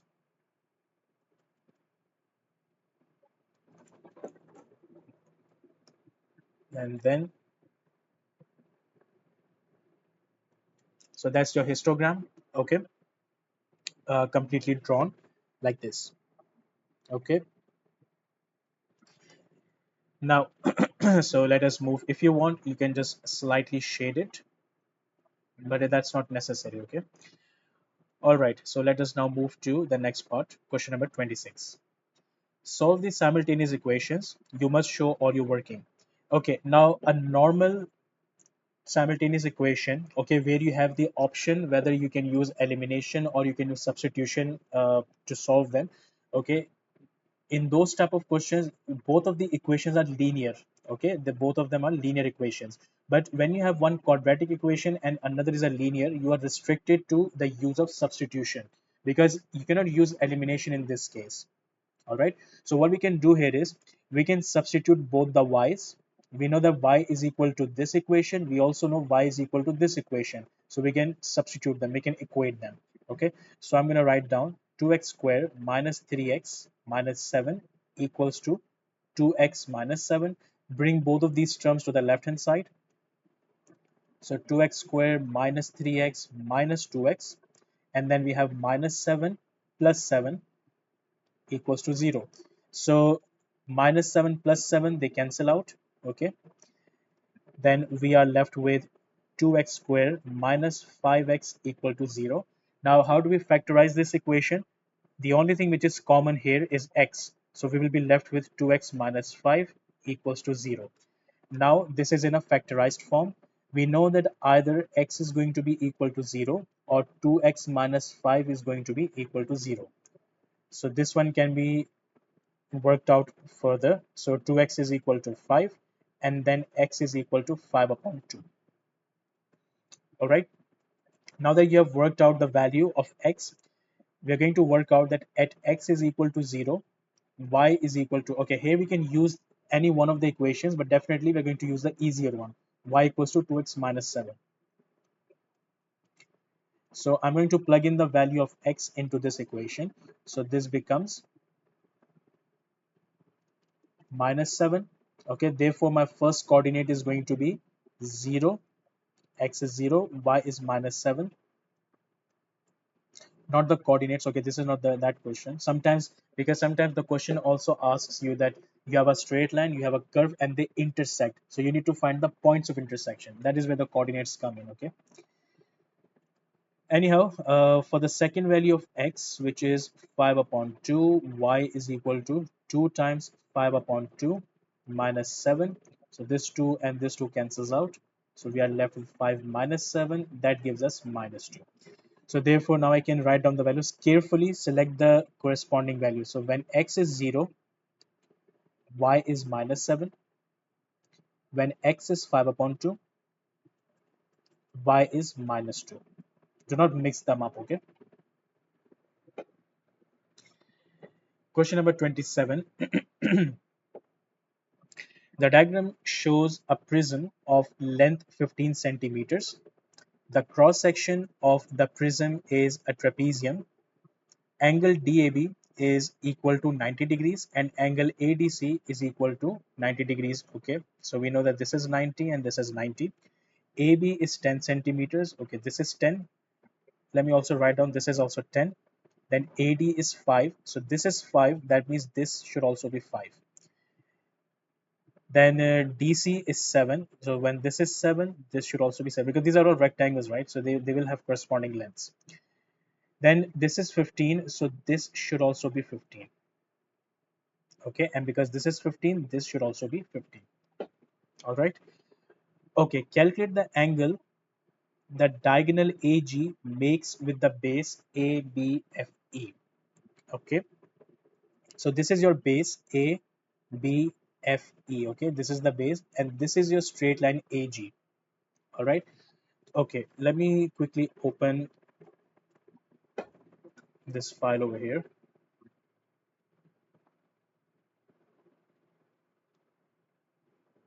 Okay, now let me take a screenshot of this.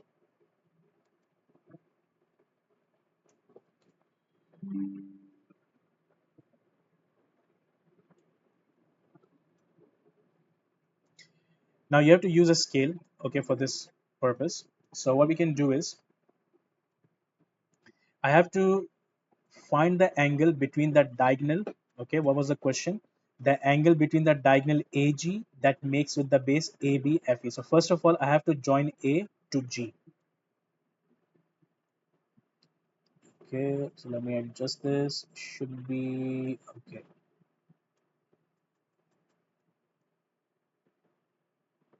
So should be around here somewhere. Okay. Then the next step that you're going to do is because you need to find the angle between this line and then with the base. So first of all, I'm going to draw a vertical line from point G. Okay.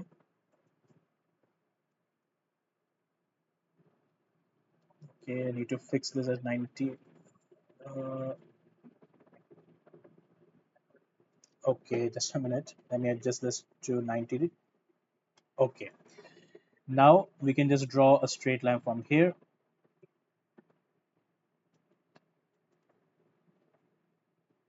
until this part. Okay. Now what? Now we're going to join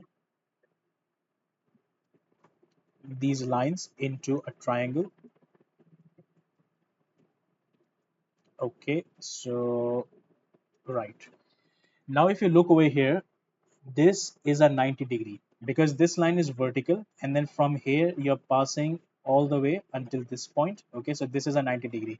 Now this is a question which is related to trigonometry in 3 dimensions. Okay, so here you have to practice a lot because here you'll be expected to visualize that. Okay, sometimes it might not look like 90 degree, but from theory and from your understanding you should know that this is going to be 90 degree. Okay, all right, so this is 90 degree. Now this is the angle that we need to find.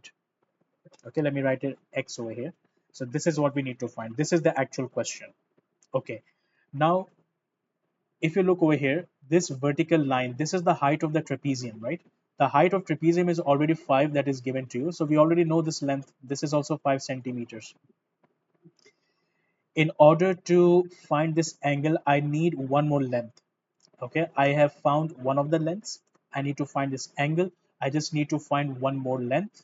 Okay, and then that's going to help me in using trigonometry for this particular question. Okay, now if you look over here at this line, this straight line. This straight line is very similar to if I draw a line over here. Okay, you can see that it makes a rectangle, right? Let me do it. Let me use a different color for this. Okay, so if you look over here, this line is actually same as this, right? So that means the length of this line A, let me mark this as AX. Okay, so the length of AX is going to be the same as the length of DG. And what is DG? You know that this is a rectangle. So DG is going to be a line that passes through the midpoint. Okay, so this is a diagonal basically, right? I was lost for words. Okay, so this is a diagonal. So this DG is basically the diagonal. Now, what do we know about this rectangle? We know that this is C, this is H, DC is 7, and CG is 15. I've already written over here. And this is 90-degree because we know that this is a rectangle. Okay, it may not look like from this angle, but if I draw this as a proper rectangle, okay, then you can clearly spot this. So this is your DCGH, and we know that everything is 90-degree.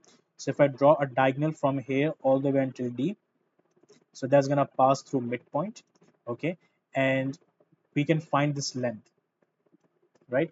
Now we can use Pythagoras theorem to work out the length of DG. So the DG is going to be DG square equals 15 square plus 7 square. So DG is equal to, what is 15 square plus 7 square? Let me work that out.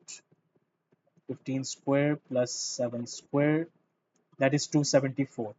And root of 274 is just 274. Okay, so that means this will be root 274. You don't need to write the exact answer because, as I said, this is intermediate working. It's better to keep the exact answer. Okay, so that is DG. That means that my length AX is also going to be equal to root 274. Right now, let's draw this triangle separately.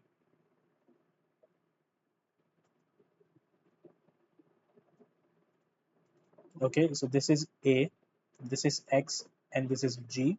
Okay, the same triangle. Now we know that Gx is 5 and Ax is root 274. This is 5 and this is root 274, and this is the angle that we need to find. Okay, so now this is opposite upon adjacent. Okay, so again we can use SOHCAHTOA, and again this is going to be tangent. So tan x is equal to opposite upon adjacent. So that will be 5 divided by root 274. So x is going to be equal to tan inverse of 5 over root 274. All right, so let me work this out. So we have tan inverse and 5 upon root 274. So that gives us 16.8 degrees. So this will be my answer. Okay, so I've shown the entire working over there. So for this particular question, if you have any doubts, okay, I would say that pause the video, just go back a bit and look at this question again, and then also try by yourself too. Okay, because this is a tricky question. Okay. All right, question number 28. Find the value of x when f of x is equal to 1. Okay, so we know that f of x is 7 to the power x minus 4. So if f of x is 1, that means 1 is equal to 7 to the power x minus 4. Now again, from the rules of indices,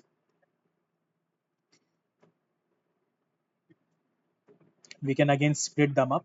Okay, so this becomes 7 to the power x multiplied by 7 to the power minus 4.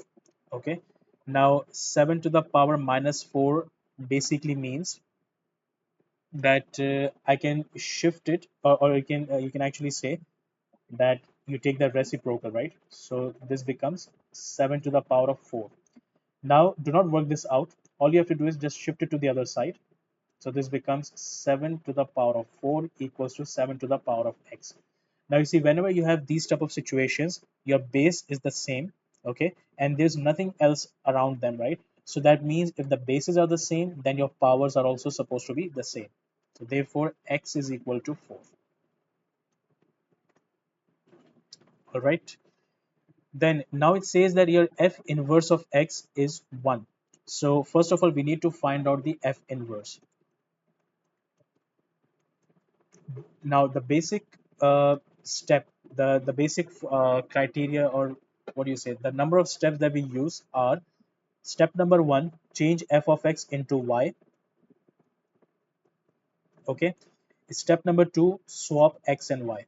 Okay, so wherever you have x, you write y instead of that, and vice versa. So here I have y, I'm gonna write here x, and here I have x, I'm gonna write y because I need to find inverse, so I have to make the situations inverse as well. Step number four, step number three usually is that you have to make y the subject, but because this is in power, that's a bit difficult. Okay, so let me first simplify this.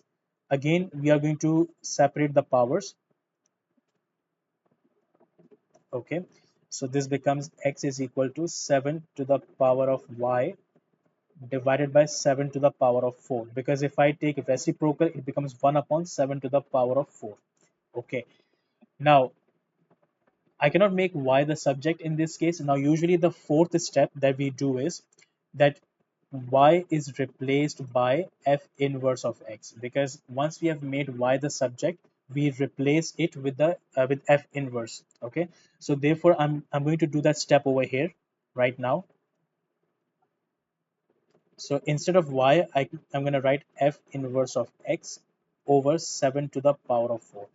Now, what was the value of f inverse of x? That was given as 1, right? So now I can write here 7 to the power of 1. You don't have to write the power 1 just to show you that. Divide by 7 to the power 4. Okay, so here x is equal to 7. One of the 7 cancels out, so you're left with 1 upon 7 cubed, and 7 cubed is 343. So therefore the answer will be 1 upon 343. Okay, now question number 29, and I think this is the last question finally. Okay, now it says that calculate the value of y, and this is two set of triangles which are joined together. So okay, this is the angle that you need to find, and this angle is part of triangle ABC. So forget about this triangle for a bit. Okay, if you want to focus on this triangle, so you have three lengths given to you. Okay, and you need to find an angle. So here we have to use the cosine rule. Okay, so we have to use the cosine rule for this question. Okay, now the formula that we know is cos A is equal to B square plus C square minus A square over 2BC. Okay, now because we need to find the angle, that's why we're going to use this formula. All right, so this becomes cos y, and the B is going to be, now this is going to be A. Okay, because you have to mark them. So this is A, this is B, and opposite to this C, this is going to be small c. Okay, so based on this, B is going to be 14. So we have 14 square plus 10 square minus 13 square over 2 times 14 times 10. Okay, so we can work this out. 14 square, let me open my calculator. So 14 square plus 10 square minus 13 square. How much does that work out to be? 127. Then 2 times 14 times 10, that is 280. So now y is equal to cos inverse of 127 divided by 280. So what's that gonna give us? So cos inverse 127 divided by 280, that gives us 63.026. Because we have to write to one decimal place, so we can just say 63.0 decimal degree. Okay, so 63.0 degrees. So that is my answer to part A. All right, now the next one is calculate BD. Okay, and this is a 5-mark question, so that means sit back, think about it, because there are going to be a lot of steps involved. So we have to find out the length BD. Okay, now BD is something that is not drawn here, so you have to draw a line first. Okay, so let me, okay, so something like this. Okay, so we know that BAD, this is a triangle. Okay, Another thing is that we are, because I've already found out this angle, so let me mark it over here. Okay, so that I know that this angle is known, it is not unknown anymore. Okay, another thing that we can notice from here is that from in the triangle DAC, I can find this angle. I don't know that how is it going to be useful, but that is something that I can do for now. Okay, because look, this is a 5 mark question, so you have to figure out, right? So I'm just trying to figure out what do I know from the diagram. So this is 97, this is 38, so I can find out this angle. So angle CAD is equal to 180 minus, okay, so we know that, okay, let me write it in the normal form. 38 plus 97 plus angle CAD, that should equal to 180. Okay, so what is 38 plus 97? 38 plus 97, that is 135. So 135 goes to the other side, becomes minus 135. Okay, that gives us 45 degrees. Okay, now from this, for this triangle, what do we know? Let me draw this triangle. So this is not a 90-degree triangle, okay, first of all. So this is B, this is A, and this is D. Because we need to find BD, I have this complete angle, right? This whole angle, 63 plus 45. So what is that going to be? 45 plus 63, that will be 108, okay? So let me write down 108 over here. AB is known that this is 10 centimeters, and AD is unknown, okay? I don't know what is AD. Now there are two ways that I can do this, okay? I can either use sine rule or cosine rule, okay? Because basic trigonometry is not applicable, because this is not a 90-degree, this is not a right angle triangle, okay? Now if I want to use sine rule, okay, for that purpose, I know this, I know that the angle is 108 and I need to find this, okay? And I know that this is 10 centimeter, but I need to find this angle too. If I want to use sine rule, then this angle is must. You need to find out what is this angle. Then only you can use sine rule. Okay. Another way that you can do this is that if you can find the length AD, okay, if you can find the length AD somehow, then you can again use the cosine rule, because in that case, you know the angle, you know this side, you know this side, and you need to find the third side. Okay, so I hope that the situation is clear. This is how your mind should be thinking, okay, thinking about ways how you can do this question. Okay, so let's see what is easier. Is it easier to find AD, or is it easier to find this angle? So let's think about it. If I try to find AD, how would I do that? I can find the length AD because look, if I focus on this triangle ADC, okay, focus on this triangle ADC, you have this angle, okay, and its corresponding side, this one, this is what I need to find. And you have the side 14 centimeters, and 97 is also already given to you, so I can use sine rule to find AD. Okay, and once I've found AD, then that will be a much easier way, because if I just need to find this angle, this is going to be a bit difficult work. Okay, so what instead I'm going to do is, now let me walk you through the strategy. First, I'm going to find out what is AD using sine rule. Okay, then once I have AD, I'm going to apply cosine rule, okay, so that I'm able to find the length BD. So let's do this together. So let me first consider this triangle. So this is 97, this is 14. What else do we know? This is 38, and I need to find this, right? A, B, C. So this is what I need to find. So I can say that AD over sine 38 is equal to 14 over sine 97. Okay, I'm just applying sine rule.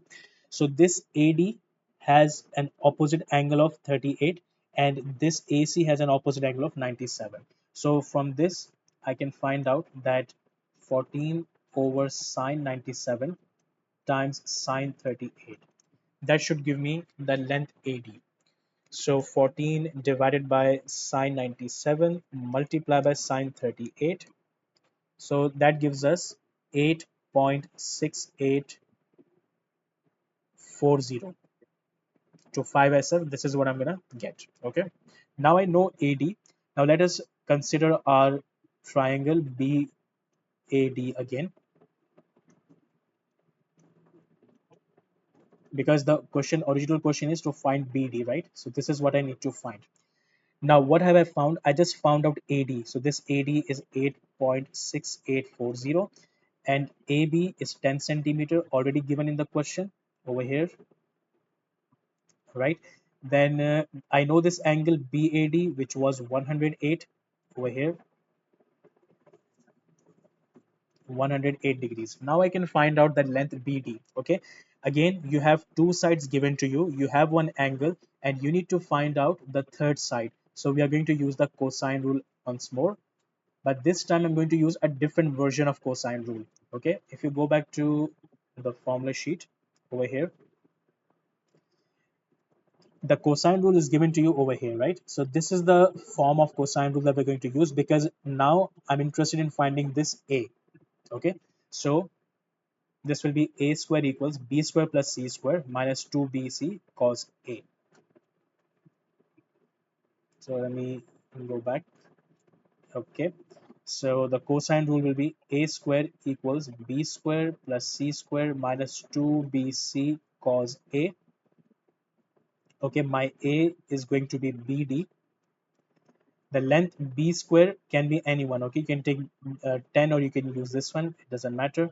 So 10 square plus 8.6840 square minus 2 times 10 times 8.6840 minus, sorry, cos. Now the angle comes up, which is 108. Okay, so you can quickly work this out. Okay, and then you can use the decimal part over here. So let me just write this down. So we have 10 square plus 8.6864 square minus 2 times 10, that is 20, right? So 20 times 8.6840 multiplied by cos 108. So this is what we get. Okay, so let me write this down. 229.1236, and now I'm going to take square root of this value. So let's take square root of this whole answer. Therefore, the final answer that I'm going to get is 15.1 centimeters. This is my length of BD. And that is the end of our October-November 2025 paper 41. Okay, so I hope that this video was useful. Okay, so for after you have if you have not solved this paper by yourself, okay, then make sure that after you're done watching this video, okay, try to do this paper by yourself as well. Okay, so that you can see for yourself that whether you're able to apply these steps by yourself or not, especially in these unstructured questions, which involve longer which are like higher scoring mark questions like this one. They involve 3 steps or 4 step working. Okay, so I think that's it. I'll see you in the next video then. Till then, take care. Assalamu alaikum.